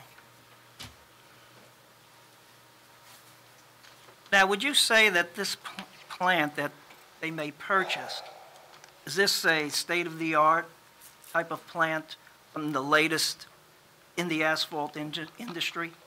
It is, yes. And the plants that you're familiar with and in the industry, do they get changed? So if something is, say, 5 years old, 10 years old, does that go with, in the computer industry, as an end of life, which means the manufacturer will not support it? Does that happen in the asphalt industry?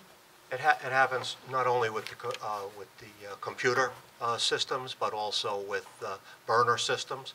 You know, burners are becoming more and more efficient as time goes on. I mean, there's always a new discovery coming up. So the technology changes pretty continuously.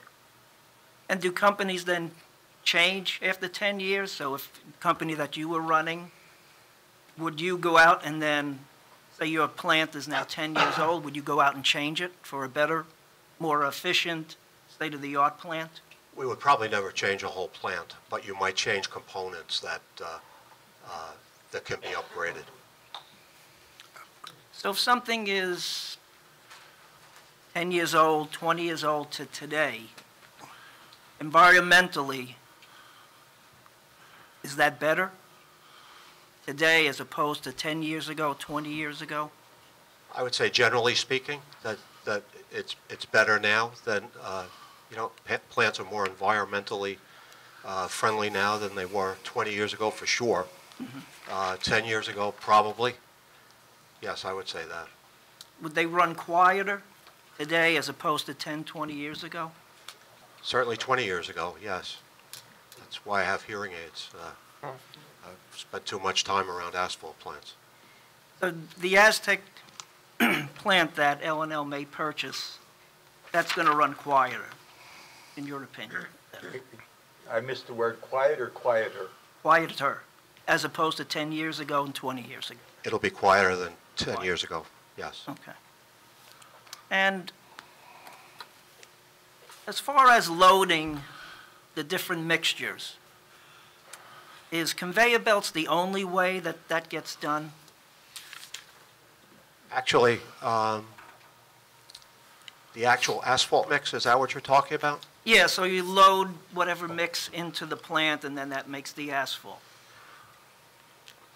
Is there other ways of doing it, or is it just through conveyor belts? Well, there's conveyor belts that bring the raw aggregate into the drum and the wrap. It gets mixed in the drum. Then a conveyor takes it up to the top of the silos that we're talking about, the 90-foot silo. So, and it goes into the silo, but then the door at the bottom of the silo opens when a truck pulls under, and the door on the bottom of the silo opens, and there's a scale. The truck is on a scale. So if he wants 20 tons, for example, the operator sees, okay, 20 tons. Once he's filled, and then he pulls out. But that's the only way it gets done? That is, yes. Okay. Is that a quiet operation or a noisy operation?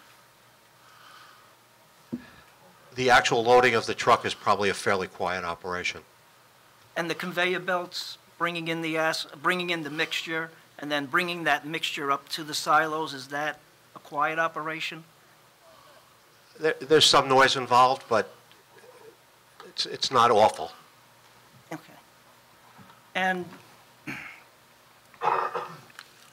as far as the trucks, after they lay out their asphalt and then they're headed back to the site, maybe they get another pickup, there was something about cleaning out the truck. Could you just explain that? I didn't quite understand all that. Sure. Sometimes asphalt will stick in the corners of the body of the truck. Why is that it would stick? Just because it can be gummy, you know, with you have the liquid oil that's mixed with the stuff. So if the body is cold, or maybe there's a little bit of dirt stuck in the corner of the body, asphalt will stick in that corner. And then the truck driver has to chip it out, and he doesn't want to do that generally. You know, he wants to hurry up and get back for the next load. So what a lot of the truckers do is they get into the body and they spray oil, diesel fuel, around the body itself, and that prevents the asphalt from sticking to the body. And is there other components that could do that job as opposed to diesel?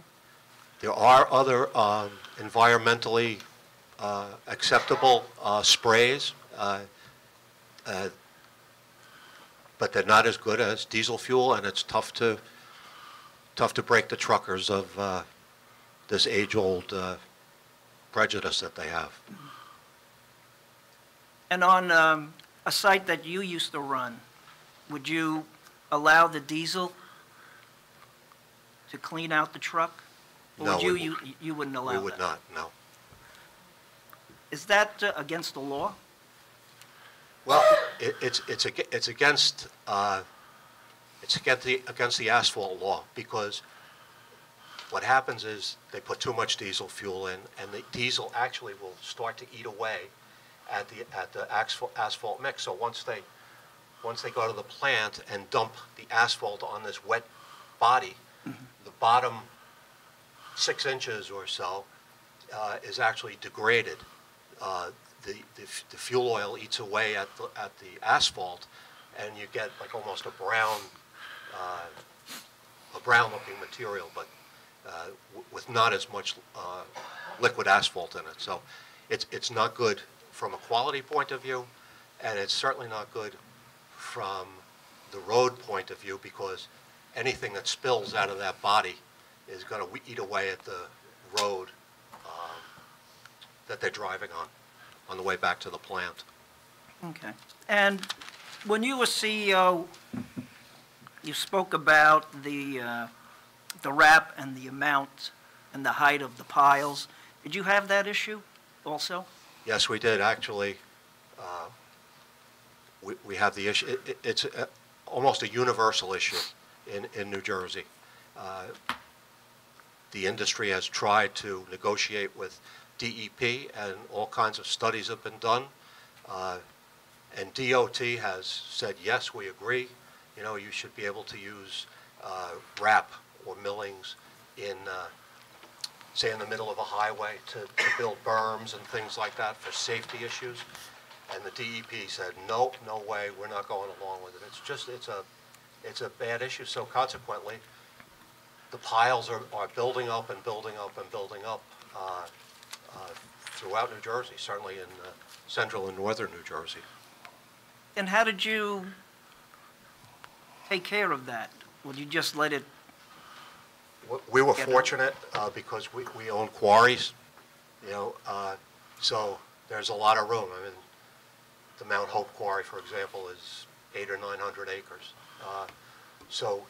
And you could build very high piles without impacting any neighbors or environmentally impact them. So it's an issue that still has not been resolved. And that you owned that quarry, or your company owned it? Yes. Okay. Would you allow other companies to go in there and get rid of their wrap? No. Okay. Unless they were going to buy asphalt from us, that was all. Okay. If they were a customer. Were there any, or do you know of any other quarries in New Jersey that are in operation taking this wrap? Yes. And so L&L could go to one of these quarries and say, I want to get rid of my wrap.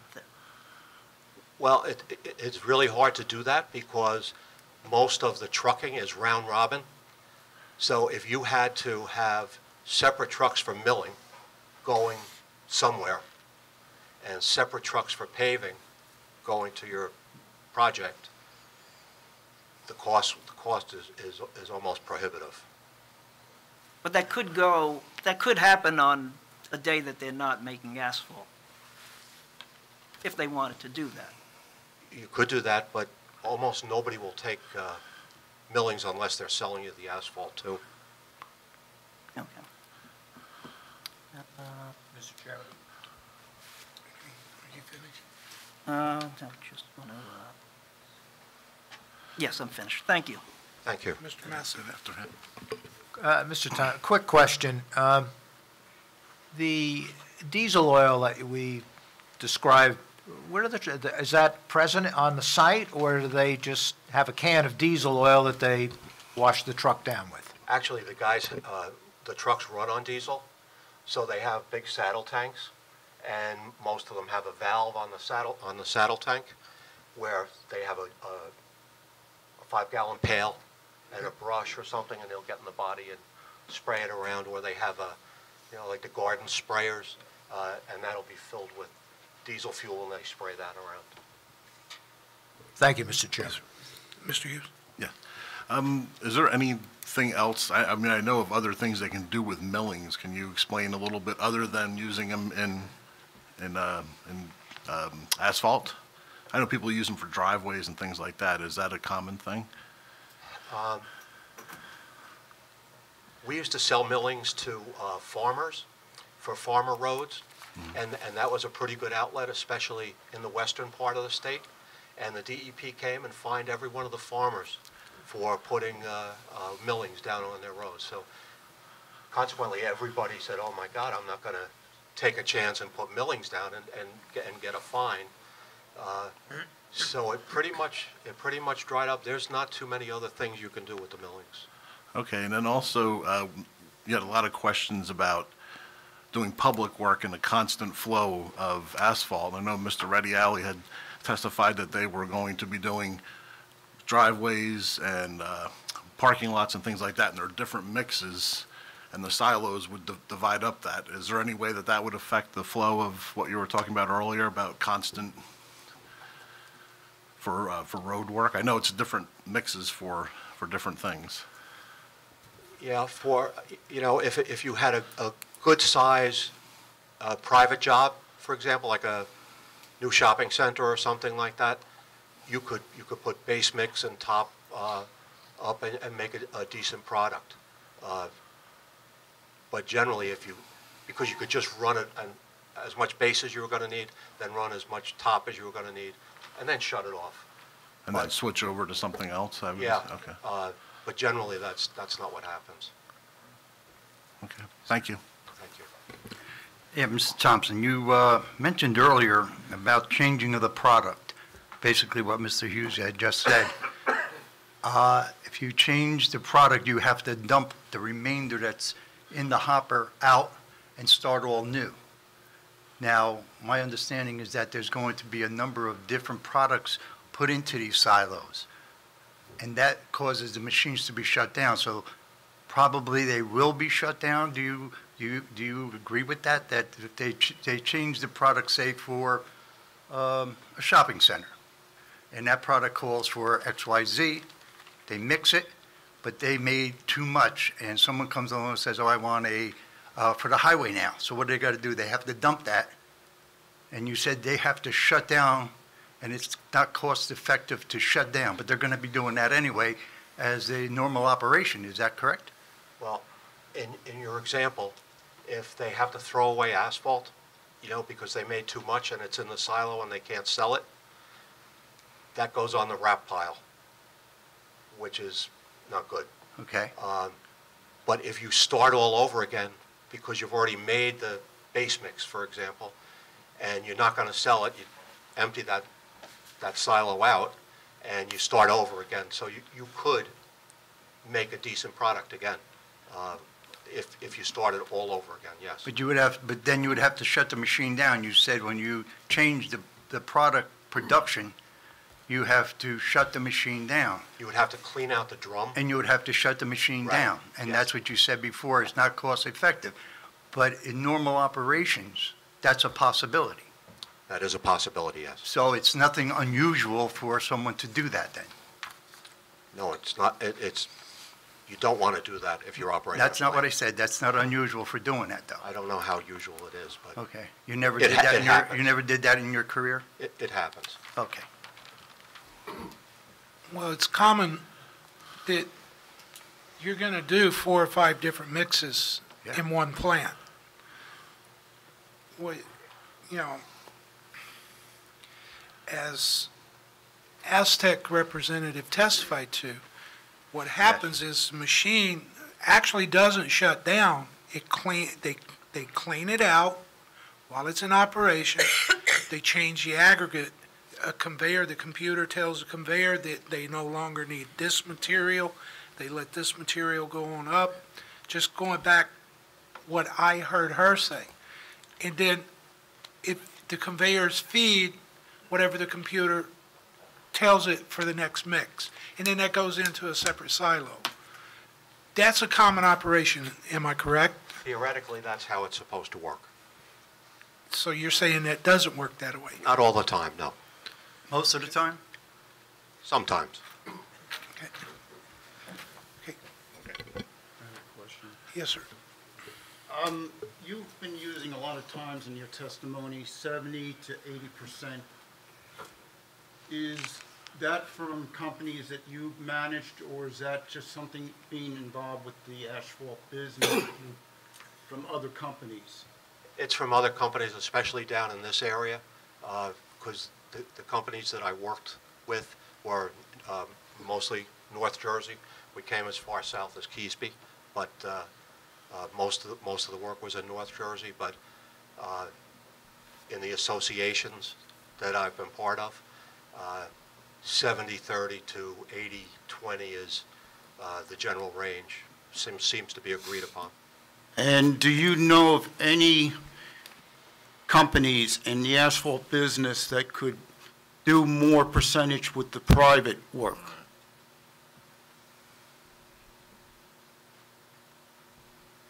Are there plants? Do I know any companies? Yeah, no, I mean, like, is there, what I'm saying is, can an asphalt company do less than the 70, 80% and primarily go more private and, still be able to, make out? It's really, it depends on the market area that you're in, what work is available. And in this area, you stated that it's going to be primarily public, in your opinion. In my opinion, yes. Okay, thank you. Thank you. Mr. Chairman, I have a question. Mr. Thompson, are you familiar with the equipment that L&L is installing on their property? Yes, I am. Would you say it's state-of-the-art equipment? Yeah, that's already been asked. I would say it is, yes. Is there any equipment like it in Howell Township coming in? I don't know. Did you ever work with this type of equipment before? We have Aztec plant, we had Aztec plant. No, but state-of-the-art like this one? Oh, sure. You have. And where did you work on them? Well, they were state-of-the-art when we bought them 4 years ago. Yeah, but now they're becoming dinosaurs. I mean, this is the latest and the greatest from the testimony that I heard here. From the And Aztec. the testimony that you're giving me is on a lot of dinosaurs that are in Howell Township, old plants. So, I kind of suspect on some of your testimony that it really isn't up to date. Is there a question? I don't know what the question is. No, I mean, what asphalt plant are you comparing this one to, L&L, in Howell Township? And then tell me how old it is. I didn't compare it to any. Well, you're plant in comparing it, right, as an example? Howell. No, I'm not. All the uses and hypotheticals that you're saying, you're not using any other plants? Not a particular plant, no. Well, where are you getting your figures from? I beg your pardon? Where are you getting your figures from? Like saying that he's going to use X amount of tonnage a year. He doesn't even know if he's going to use that. He doesn't have customers yet. I mean, that's all hypothetical numbers.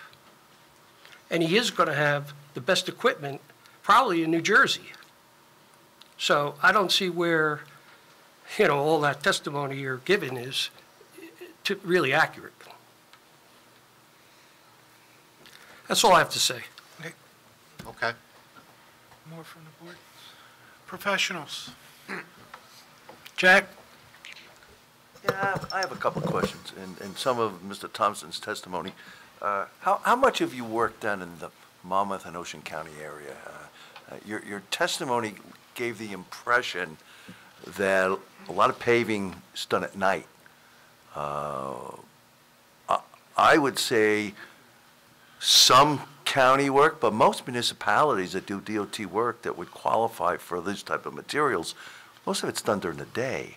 I agree, state highway and turnpike, definitely, and anything on the federal portion is all done at night, and that's still not interfere with the motoring public. But I don't know, from my experience, most everything is done daytime, which changes some of the questions of what's going on at night in the plant and how much they're going to produce. Have you got a lot of, I mean, down here, I know you worked for Tilcon, you worked up north, you said you really didn't come down to this area. Have you explored what's been going on in, let's say, well, you said it was Monmouth and Ocean and maybe parts of Burlington would be in the radius, I think? Middlesex. But have you found that what I stated is true? Well, I think you're right. Municipalities, a lot of the municipalities will pave in the day. Right. Because you can shift traffic over, you can detour traffic. But the big jobs, the 40 and 50,000 ton jobs, what you're talking about, DOT Right. and Parkway and that kind of thing, are done at night because of the DOT policy now to keep the motoring public moving. Okay, thank you. Thank you. No other questions? Do you want to take a, Okay. you want to stop for a minute? Yeah, we need to stop for a second Is it all right if I walk over there and look at that net? We're going to take a quick recess. The zoning board will now reconvene.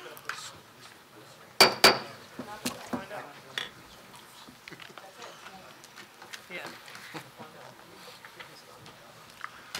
Cross? Cross? Cross-examination. Or open to public? Cross first. Right? Cross first? Yeah. Cross first? Are we going to wait till the end of all the witnesses? That's up to you, Mr. Butler. As I said before, I would prefer to wait for all the witnesses to testify before cross-examining.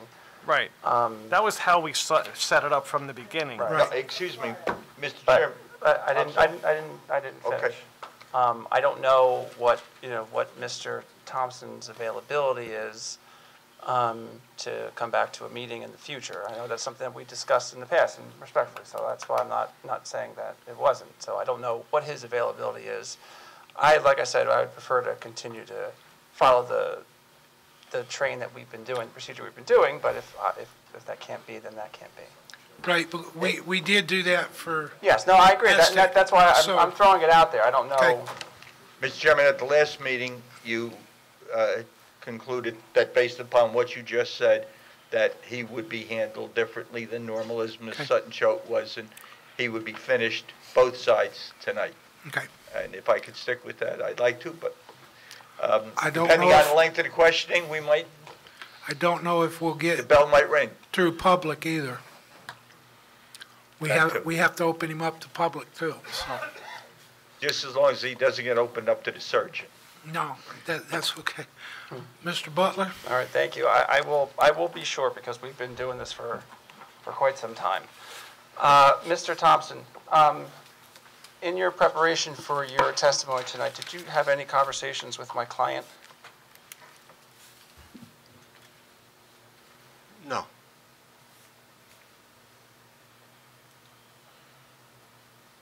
Did you talk about my client's business? Have you ever had any conversations with my client about his business? I don't think I've ever spoken to your client. Did you ever have any conversations with my client on how they run their operations presently? No. Have you ever had any conversations with my client on how they propose to run the facility? I couldn't hear what you said. Have you ever had any conversations with my client regarding how they propose to use this facility? No. Did you ever speak to my client regarding how they pay their truckers? No. Do you know whether they pay their truckers according by the load or by the hour? I have no idea.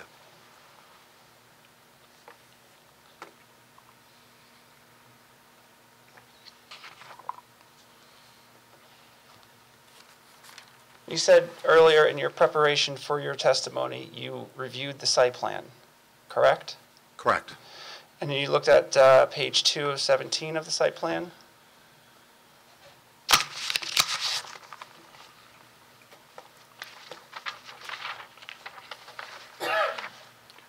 Matt. Okay. Matt, Sorry. let technology catch up, please. There we go.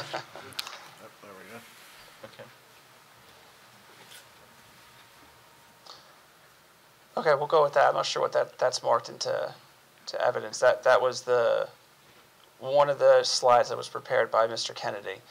If you look up at the screen on the bottom left-hand corner, whoop. Yes, there you go. Thank you. There on the bottom left-hand corner, there are two areas that are shaded in gray. Is that correct? Yes. And on the site plan, they're identified, I think, as Class B recycling facilities.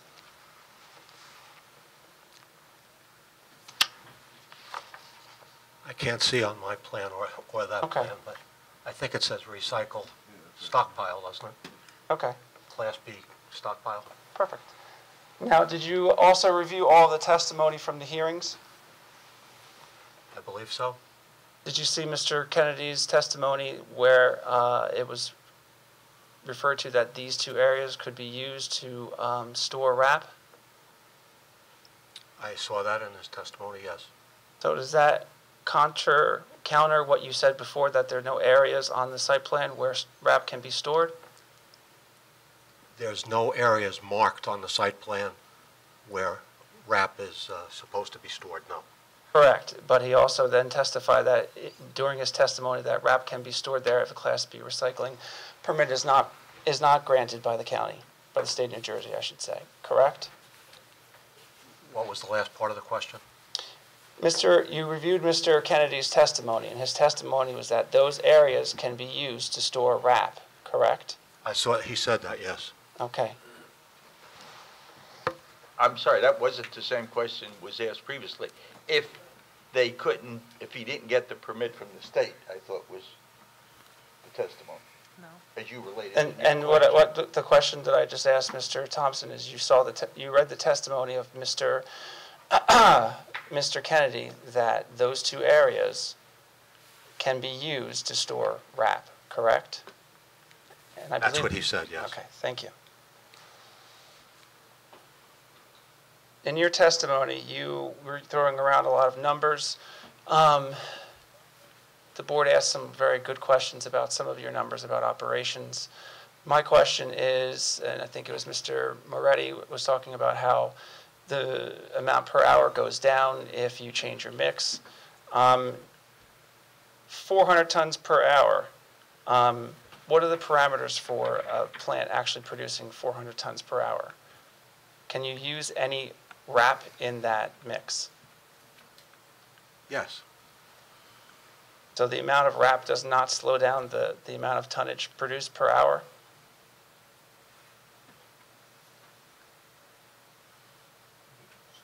Can you repeat that? The amount of wrap used in a mix, does that reduce the amount of tonnage that a plant can produce per hour? It might reduce it somewhat, but as long as the wrap is dry, it won't, no. Okay, so then the question changes. If the wrap is wet, does that change production per hour? Yes. And that's because? Because it's wet, it takes longer to dry it in the drum.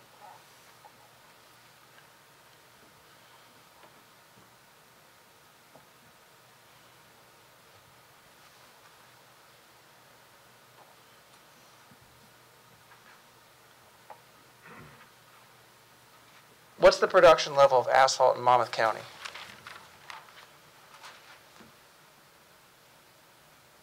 The asphalt production level of all the plants, or? Yes, the asphalt production in Monmouth County. I have no idea. But you did say that you're familiar with the Monmouth County market? Somewhat, yes. Somewhat. In fact, you said before, you know that it's 70-30, 80-20 mix, that you're familiar, but you don't know the amount of production per year. I don't know the amount of production, no. Yeah, the microphone. There are plants surrounding Monmouth County, so. I'm asking Hold on. production. He's answering your question. You don't know which plants might have supplied product, so. Okay. I'm asking just in Monmouth County. You don't know the answer to that question. I don't think there's any way of knowing. You did review the record? Asked and answered. Okay. You did review the record? Objection, asked and answered. Yes. He's already answered I know. it. He's I want to check that mic. I think it's working or you're not holding it. It's still green? Yes. Did you hear him? I heard him. He said yes. He hold reviewed it. the record. Thank you.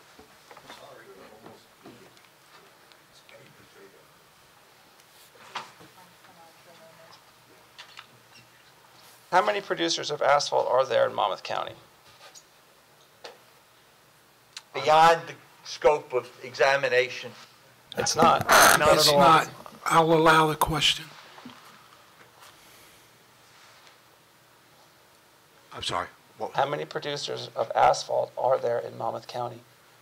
As far as I know, I know there's one for sure. One? And well, who is that producer?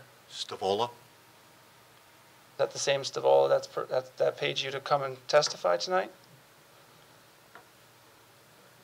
Is he asking whether Stavola leasing is the same as the Stavola that operates the manufacturing plant? Yes. Okay. Is that your question? Is that your question? Yes. Okay. If Yes. you know. Yes. Testimony was yes. How many facilities does Stavola have in Monmouth County? I'm not sure. How much asphalt is produced from each facility? Objection, proprietary, beyond the scope and not relevant. It's relevant. He says he knows the Monmouth County market. I Because agree. he knows something doesn't mean some other knowledge is relevant. He testified to the fact that he is aware of the Monmouth County market. I'm testing the veracity of that claim. I'll allow it. I'd instruct the How client much- not to answer the question. It's proprietary information if he knew it. If he doesn't know it, he could say that. Exactly. That's Okay. I'm not sure. But once again, you say you know the Monmouth County market. Do you know, once again, I'm sorry, you know the Monmouth County market? What does that mean? I object for vagueness. rephrase your question. I'll please. rephrase the question. Once again, I asked if you know how much asphalt is produced from each facility owned by Stavola. You said you're not sure. I'm questioning whether that is important in your knowledge of the Monmouth County asphalt production. No, it's not. It doesn't, okay. Does your client own a facility across the street from this property in question?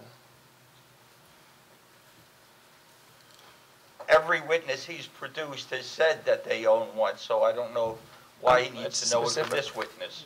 If His he know- if engineer he- said it, his If he planner knows the said it. answer, if he Okay. knows the answer, he can ask. Do you I'm know sorry. the answer? What's the question? Does your client own a facility, asphalt facility across the street from the If property by- in question? If by his client, he means the Vol leasing, then I'm not sure whether he means the plant or the vacant property or what. Who's his client? Do they own, does his he- client own, Stavola leasing. right, do they own a plant there? Yes or no? Do you know? I don't know who Which owns the entity of plant. Stavola owns the plant? No, Okay. You don't know if your client owns the plant? it's not what I Which is- said. Okay. I'll ask the question again. Do you know if your client owns a plan across the street from the property in question? Can you please rephrase that? Stavola Sure. Leasing? Do you know whether Stavola Leasing owns a plan across Exactly. the street from Thank you. this property? No, I don't know. You do not know.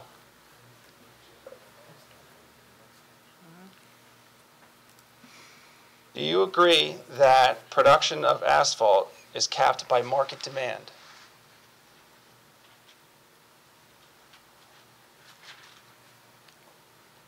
Is that a question meaning in all of America, all of New Jersey, where? Monmouth County? Monmouth County. Well, this particular plant can reach way further than Monmouth County. That's not what I so asked. I would I say said- if that's the market, I would say that would cap it, but the market is much bigger than Monmouth County. Okay. But you also you didn't testify to, you actually said you didn't know what the market you didn't know what the production levels of asphalt was in Monmouth County, correct? Third time. Yep. Objection. Sure. Asked and answered. You don't know the market in Monmouth County? Objection. Fourth time. I think it's It's time already- to move on. it's Mr. already Butler, been from that. answered. You made your point. Sure.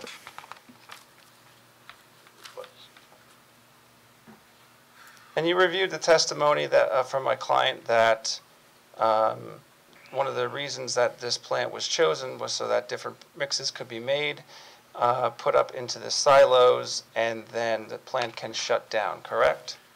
I saw that testimony, yes.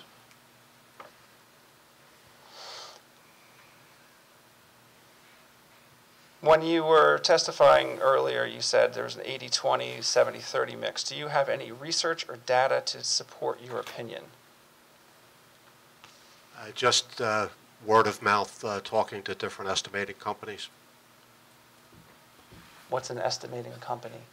estimators within a company, Can you explain what that is? I don't know what that is. people who bid on work and price out jobs. But you have no data other than word of mouth. That's right. Would you agree that the asphalt industry is a regulated industry? Regulated in what sense? Regulated. I don't know what regulated means. The state of New Jersey sets out regulations that the asphalt industry has to follow. The United States government sets out Standard codes. regulations, codes that have to be followed by the asphalt industry. Do you agree with that? You have to be more specific. I don't know how much more specific I Well, can be. they certainly have regulations about minimum wage, hours, overtime, Okay. OSHA considerations. Okay, I don't know he's what that asking means. about, I'm is asking there in a general. certificate, is there does the state have a written, spec on the asphalt? Is that correct or Yes. not? Correct. Is there a guideline or specs that the DOT or Turnpike that they issue for a company to bid on? Yes, yes, there are. Does that answer that question? That Thank you. answers it fine. Are emissions from a plant regulated, an asphalt plant? Yes, Is the percentage of RAP that can be used in a mix regulated? yes. Are the heights of a stockpile regulated? A stockpile of RAP? I don't think so. Would you be shocked to hear that there's a 35-foot cap on the height of RAP? I would be shocked because I've seen a lot higher piles. Correct, and I think you had stated before, well, I'll get to that in 1 second. Oh, no. Because you've seen higher piles, does that mean that they're within code regulations? We've never had an issue with DEP about them.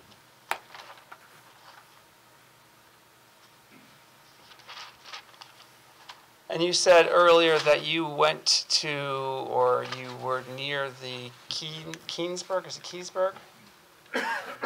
Keesby? Keesby site? And you had said that you thought the piles out there were 70 feet high, 40 feet high, 58 feet high. How'd you come up with that number? We actually had the piles measured. You went onto the property and had the piles measured? I didn't.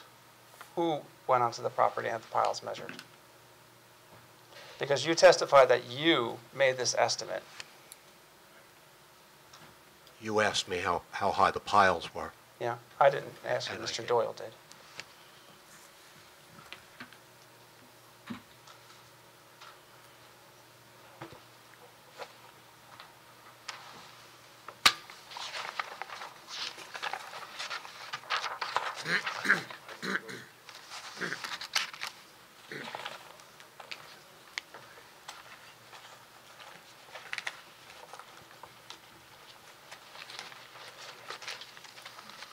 They're very regulated.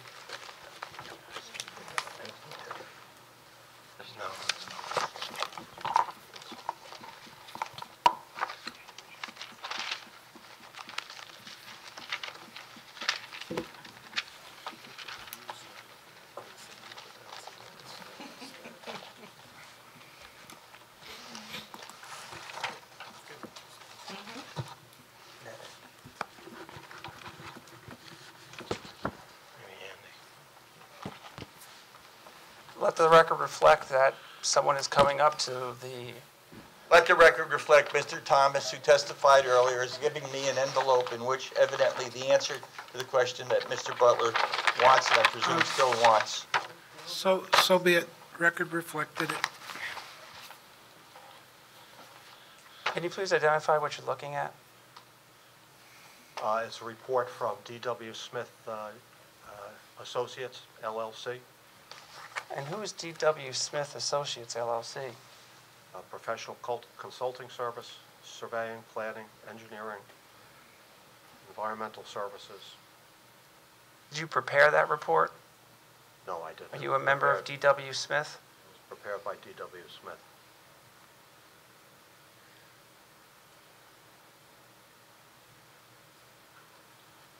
Earlier, you said that the piles were 70 feet, 58 feet, and 40 feet based on your observations. Is that true? Actually, the piles were 28 feet. No. I'm asking. 71 feet and 60 feet. Okay. Are they based, is that based on your observations? That was measured. If I someone- I verified it, I had said last meeting that it looked like they were 40 feet high. Microphone? Use mic. Microphone? I had said at the last meeting that I thought they were 40 feet high, and someone said, well, you need an expert to verify that. So we had an expert do the survey, and those are the heights. Okay. Earlier tonight, you said you went out there and you observed it, and you went to the property. Did you not, did you do that? That is not my recollection of what he was asked and what he answered. My recollection, did you cause an answer to be given? That was Or not his was not testimony. based His testimony was you went back to the site and you looked at the piles and you said, I observed the piles and they were 28 feet, 70 feet, and 58 feet, whatever those numbers are. But the testimony was that I went there. We're now learning that no, Mr. Thompson did not go to the site. I went to the site today, yes. You drove to the site today. Did you go on to the site? Yes, no, I did not. I went around the perimeter. You went around the perimeter?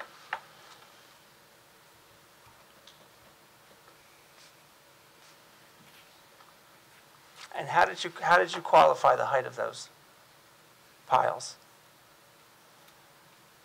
I estimated them, and then I saw the report today.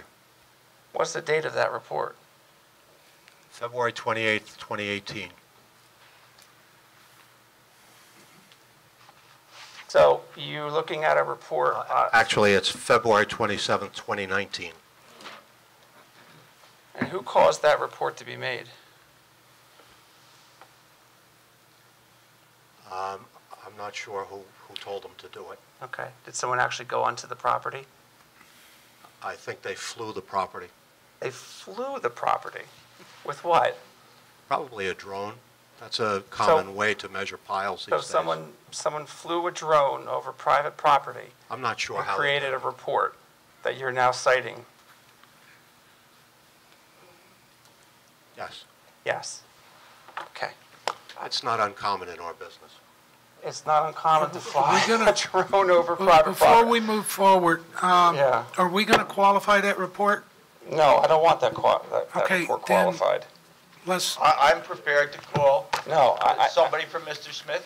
I can do with my case what I want, and we'll make Well, that determination. I don't think, I don't think I would even go there, because if it was obtained illegally, you know, I don't know if I'd even go there. Well, I don't know the state of drone law, Mr. Chairman, so I'm not going to have a discussion about it. Okay, well, if we can move on, I have one more quick area of questions. You testified about Exhibit 07, correct? And did you provide testimony regarding Exhibit 07? Yes.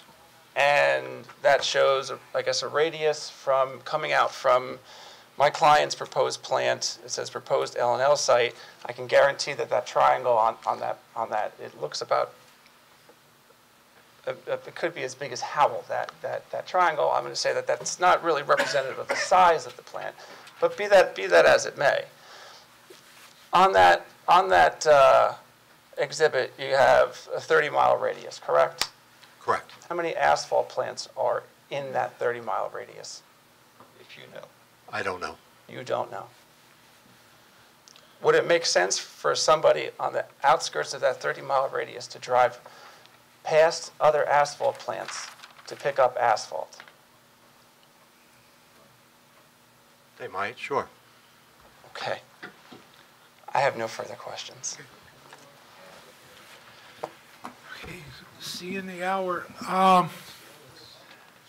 before we go, can I get a prospect of how many witnesses would like, or public would like to come forward and ask this person questions only, no comments? Okay, if we can limit to these, we'll go ahead and try to get through this. I don't want an hour-long question series, though. Okay? They come up here and ask. Yeah, can we have a motion to open to public? Make a motion. Motion by Mr. Moretti, seconded Yeah. by Mr. Orozco. All in favor? Aye. All opposed? Okay, just come forward, be sworn in, and this is just for questions. Please don't ask your question in a comment. Just ask a direct question, please. Whoever wants to come up, folks, now's your opportunity.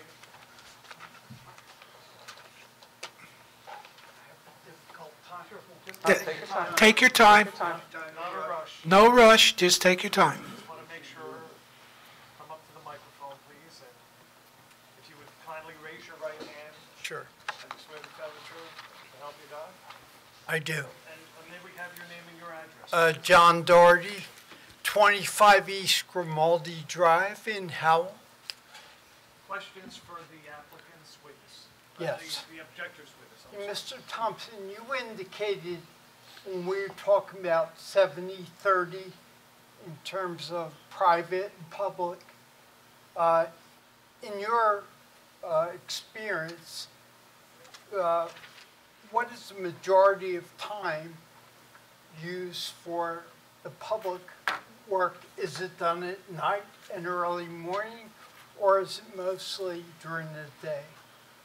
Well, the municipal work, like for the towns, is usually done during the day. But the highway work is all done at night. And is my assumption right to think that because outsiders, as we say, would be using the plant, may very well be coming into the plant for projects that will be used at night? Is that correct? That's a possibility, yes. Okay, thank you. Thank you, sir. Thank you. Next person.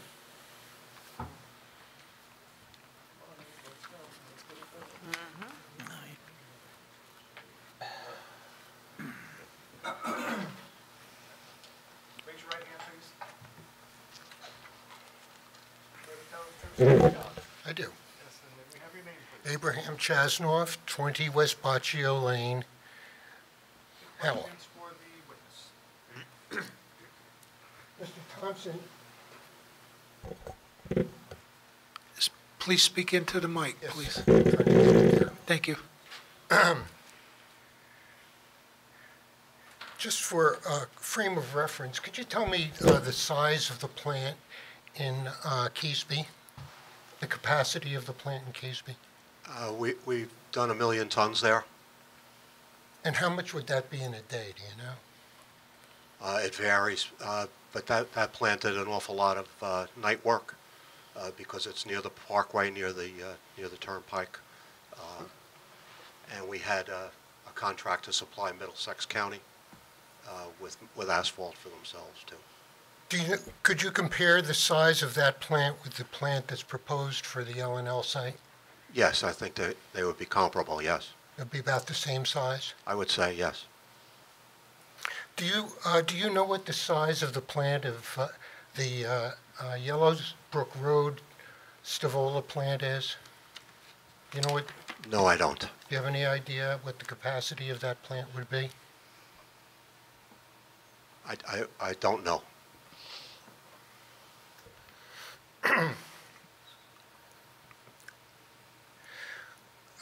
You're familiar with the operation of the Kerr concrete pipe plant, is that correct? Yes, somewhat, yes. Would you have considered that plant to have been a competitor of your plant in Keesby? No, not at all. Why not?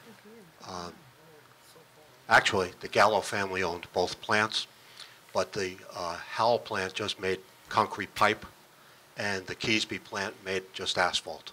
And when you say concrete plant, would that be bituminous concrete? No, it's Portland cement concrete. Is there a difference? Huge difference. Portland cement gets hard. It's a rigid material, where asphalt is a flexible material.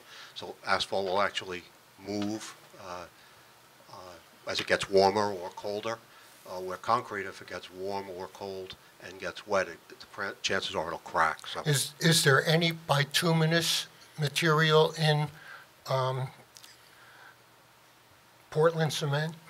No. I'm going to object to he's not here as an expert in I agree. Portland, the mixture of Portland cement as opposed to asphalt, bituminous I agree. concrete. I don't know who had to be the expert, the questioner or the answer.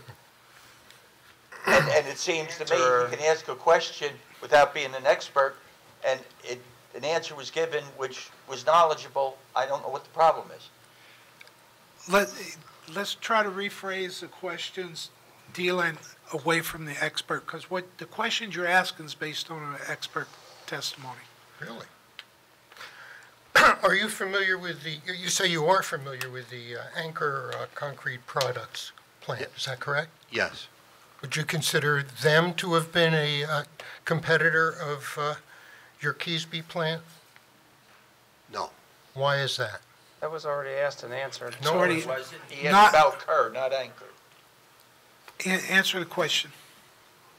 Yeah, we're talking about Kerr now? No, we're talking about Anchor now. Oh, Anchor makes mostly block and wall stone and that kind of thing, where Keesby, again, just made asphalt. Was the block made of bituminous concrete? No, it's not. What about, you're familiar with Eastern Concrete, is that correct? Yes, I am. Eastern Construction, is it? I mean, he testified.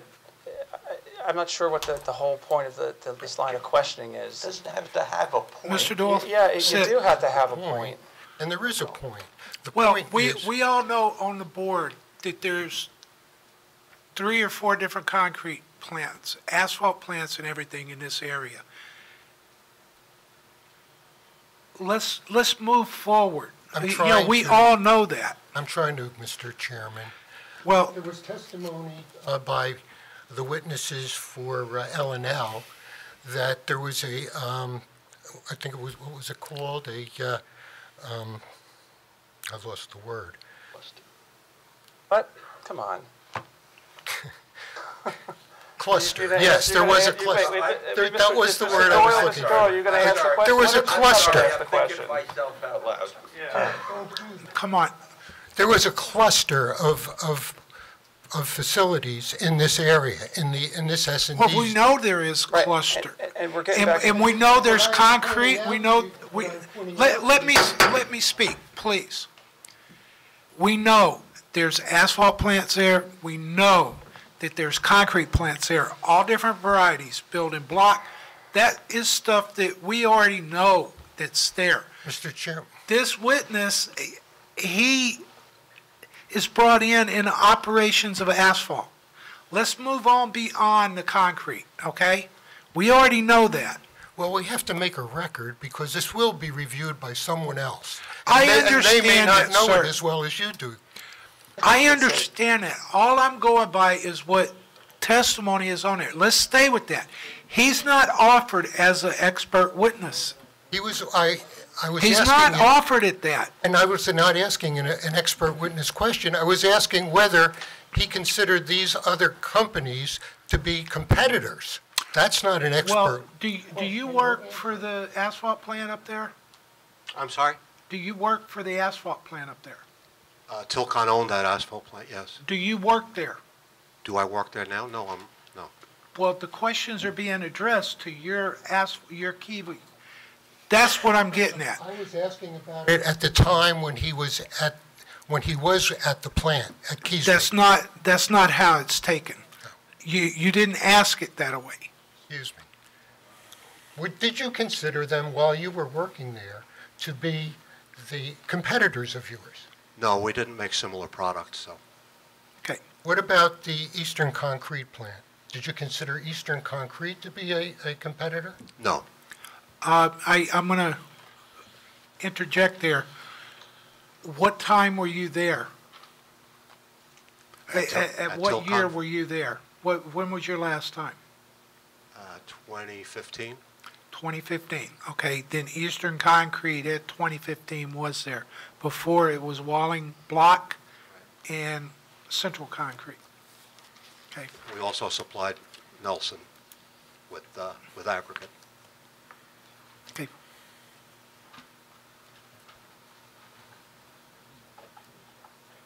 When you reviewed the site plan for the LNL, the proposed site plan for the LNL facility, could you estimate the amount of time that it would take for a truck to enter the plant, to drop the millings, and go through the process and exit?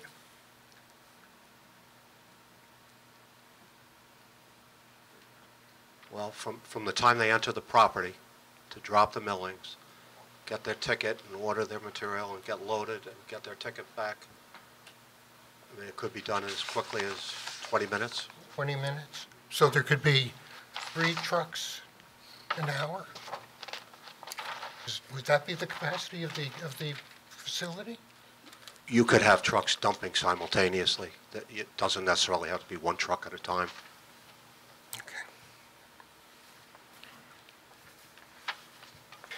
And there's a proposal, or the proposal asks for permission to build 6 silos. Would that mean that there could be 6 trucks being simultaneously loaded at one time? Actually, you have 2 scales, so you could only be loading two trucks at a time, but because each truck gets weighed for the amount of material that they ordered. So you could only really load 2 trucks at a time, but you would have trucks backed up to when one truck pulls out, the next truck pulls under. It's my understanding that there would be one scale at the end of the procedure, after the loading. Is that correct? I believe there's a scale under each set of silos. So if there are 6 silos, there would be 2. You have 3 on each side, and a scale under 3, and a scale under the other 3. And that would limit the total number of trucks that could leave at any one time. Is that correct?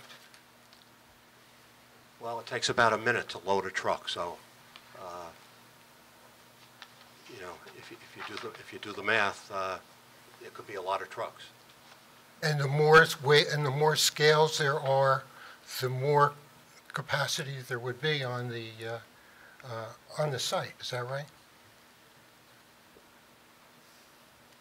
Well, the way it's configured, the way their plan is configured, there's only room for 2 scales associated with the asphalt plant. So would it behoove the board to limit in the resolution, if they were to pass the resolution and grant the variance, would it behoove them to limit the number of scales? I'm going to object to that question. I mean, the application is what the application is. There's 2 scales out there. We're not asking, there's not an additional 4, 5, 6, 7 scales. It's 2 scales. That's what the application is. If we wanted to come in with a different application for another 5 scales or something along those lines, we'd never do that. But if we wanted to come back in, then that's a different application. Yeah. This is the application that's before the board. Okay. How long would it take to fill the 2 zones in the diagram with wrap and whatever else you have to put in there to the height that's allowed? Well, those 2 shaded areas that say Class B recycling, that they say, well, maybe we won't use it for Class B, we'll use it for wrap, I think they come out to like 4.3 acres. And if you can store about 37,000 tons on an acre, so it's not going to take long to fill them up. I could do the math, but Days? I'm sorry? Would it be days? It would probably be weeks. Weeks. At heavy running. Mm-hmm.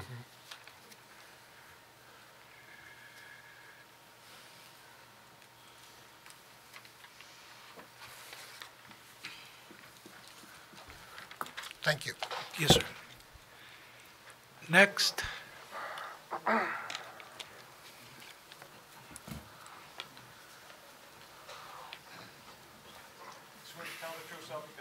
I do. Les Spindell, 46 West Da Vinci Way, Howell. I'm sorry, sir. Can I have Les Spindell, 46 West Da Vinci Way. questions for the witness? Mr. Thompson, in your professional career, would you ask, or had you ever asked for a use variance for asphalt manufacturing when it was a prohibited use? No, we never have. Why not?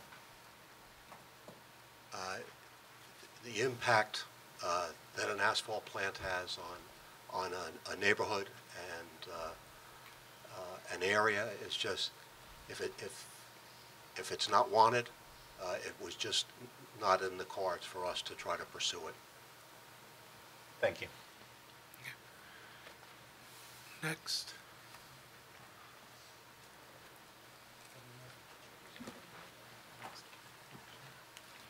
Raise your right hand, please. Swear to tell the truth, so help you God. I do. May I have your name, please? Adam Seyhan, S-E-Y-H-A-N. 22 East Milan Boulevard, Farmingdale. You were talking about the process, and it is a continuous process, and you were saying it's not right for this sort of capacity, this sort of production rates. Could you tell me if this company, Aztec, or any other companies can provide batch facilities to produce that much asphalt in 1 year? Batch plants are a typical use of, or typical design for asphalt plants. The drum plant is a much higher, the drum plant that's proposed is a much higher production plant than a batch plant. Do you think a batch plant could produce 200,000? Without a problem, yes. Thank you.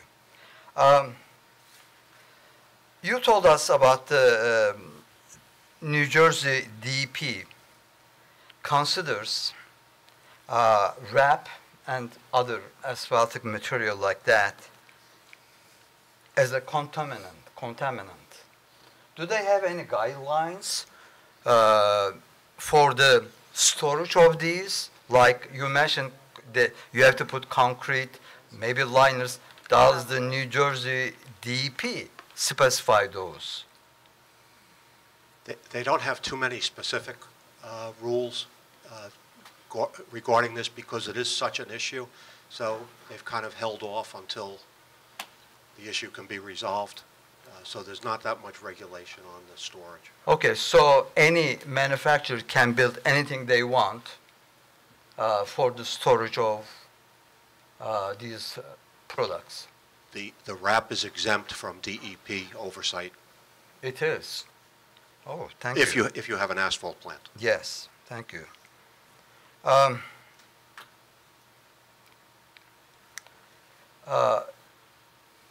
Does asphalt contain hazardous chemicals inside? I'm going to object. Mr. Thompson is not an environmental engineer, nor was he qualified as one. I agree.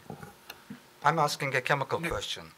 He's not an environmental. He's got no degrees in environmental science.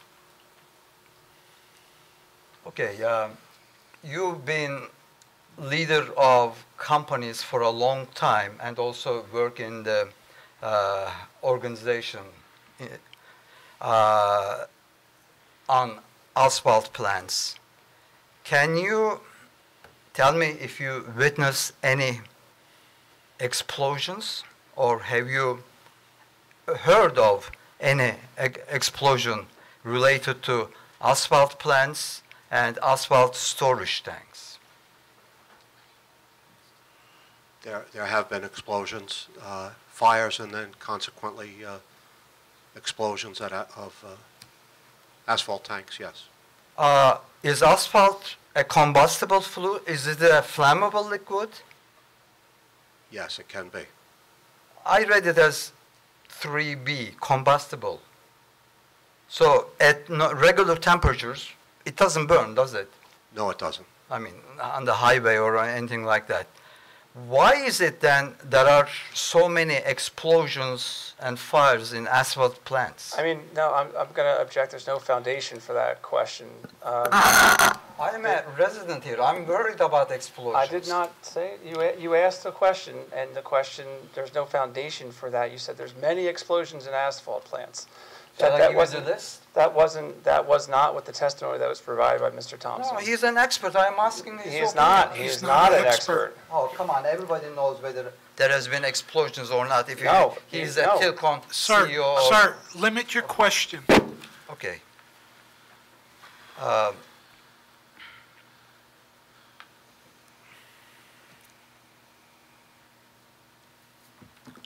Normally, when they work on highways, you said the work starts about 9, it finishes at what time? You usually have to be off the highway by 5:30 or so. 5:30. Okay, well, thank you very much. Appreciate it. Next. Come forward.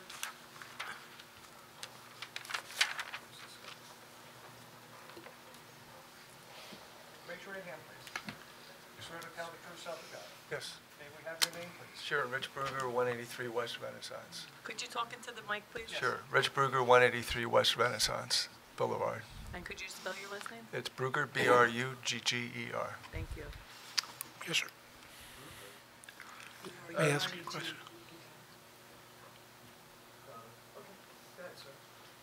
You just said that you never applied for a variance for your company. Can you just speak into the mic?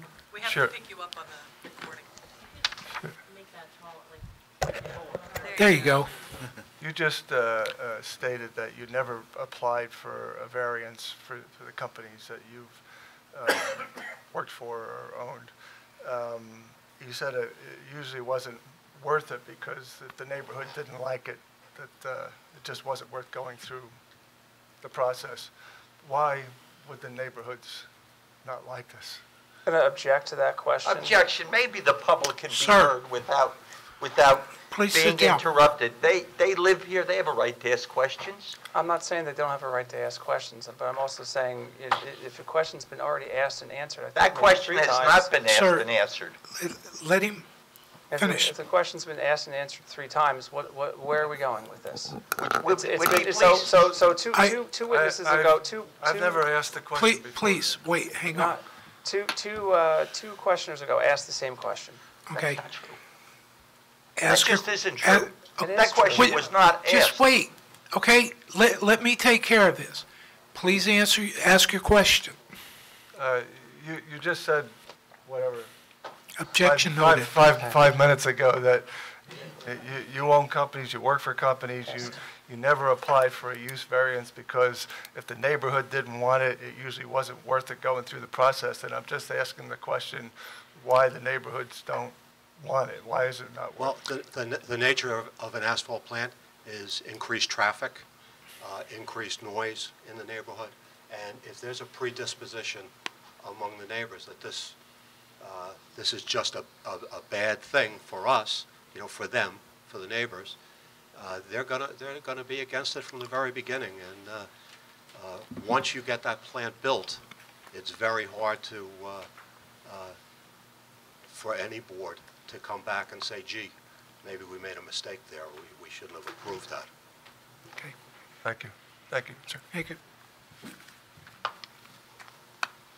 Is there any other question? Seeing none, can I have a motion to close? Make a motion to close? Motion by, seconded by Mr. O'Donnell. All in favor? Aye. All opposed? Chairman, that means Mr. Thompson has concluded, and unless I were to ask you to have him recalled, he doesn't have to come back. I have no, sorry, you were going to ask? I jumped in before you asked your question, I I was going to apologize. ask, do you have any other? I have no objection, Mr. Thompson can enjoy Florida. Thank you. Thank you, Mr. Thompson. Thank you. Okay, at this time, Can we, Mr. Tropley, Just would like to know what the next? balance of Mr. Doyle's witness list would be, if any. Not that we intend to go forward beyond 10 minutes of 11 tonight. Tonight, I have my traffic engineer here. He would be your next witness to testify? He would be. And who would that be? Joseph Stager. Okay. okay, can we I- need to figure out a date. Well, we have a date, Mr. Chair, Well, I believe. March 18th. what is that? March 18th. March 18th? can we also figure out what's the remainder of Mr. Doyle's testimony, What- presentation? How long, how much more testimony do you anticipate? I have to determine that with my client and based upon the proceedings tonight, and I cannot answer it accurately and completely without having the needed attorney-client discussion. Okay. Okay, can we ask for maybe a representation at the next meeting, how many more witnesses Mr. Doyle's going to present? Right now, we know he's coming in with a traffic expert, Mr. Steiger, he's here. He's mentioned Mr. Steck as a planner. Is there anyone else coming in so that we can, correctly try to figure out our time schedule going forward? I know. I'm not sure, and I can't answer it any more specifically. There was question today. I thought that Mr. Thompson was perfectly competent on his experience, knowledge, background to answer. But upon objection, the board said no, we would have needed an environmentalist. There was other issues raised, we would have needed this kind of witness, maybe on government regulations. So I have to determine. All I know is that the first night I heard was March 18th. Right. And as I told the secretary, I believe I had discussed with Mr. Stager that he is away on March the 18th. At this point, I'd have to determine what other witnesses we would have, and as with any land use case, the planner is to testify last, as they did for the applicant. So I'm sorry that I can't tell you anymore. I apologize for pressing the matter, but we need to have someone here on the 18th to testify.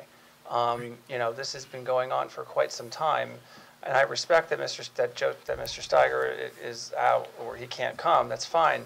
Get the next person up to testify, because we're not. It's unfair to my client to keep this going.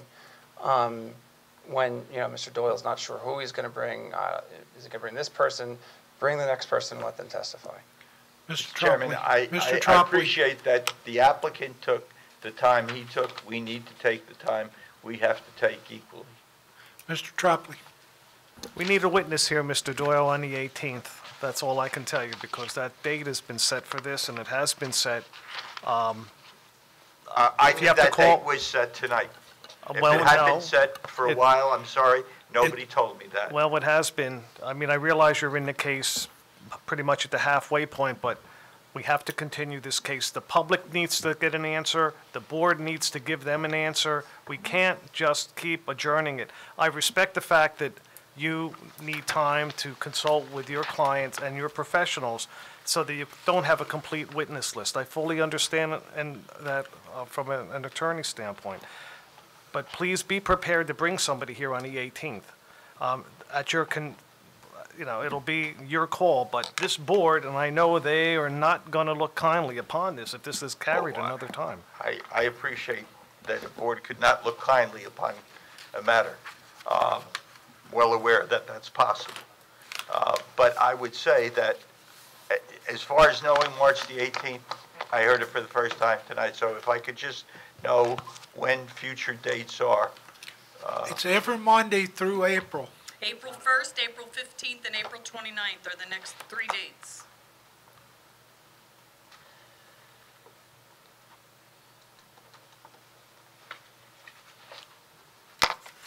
And the board went out of their way to advertise those dates so we could finish this case. I'm glad I asked the question. Now I know when Yes, the sir. dates are. Well, we voted on those dates. You were here. I didn't take notice of Okay. that. I'm sorry. Okay, so I got to get my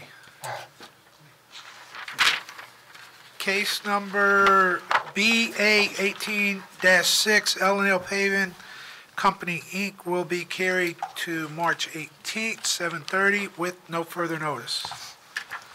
Thank you, members of the board, Thank Mr. you. Chairman. Thank you, sir. Okay, is there any further business of the board? Seeing none, can I have a motion to adjourn, please?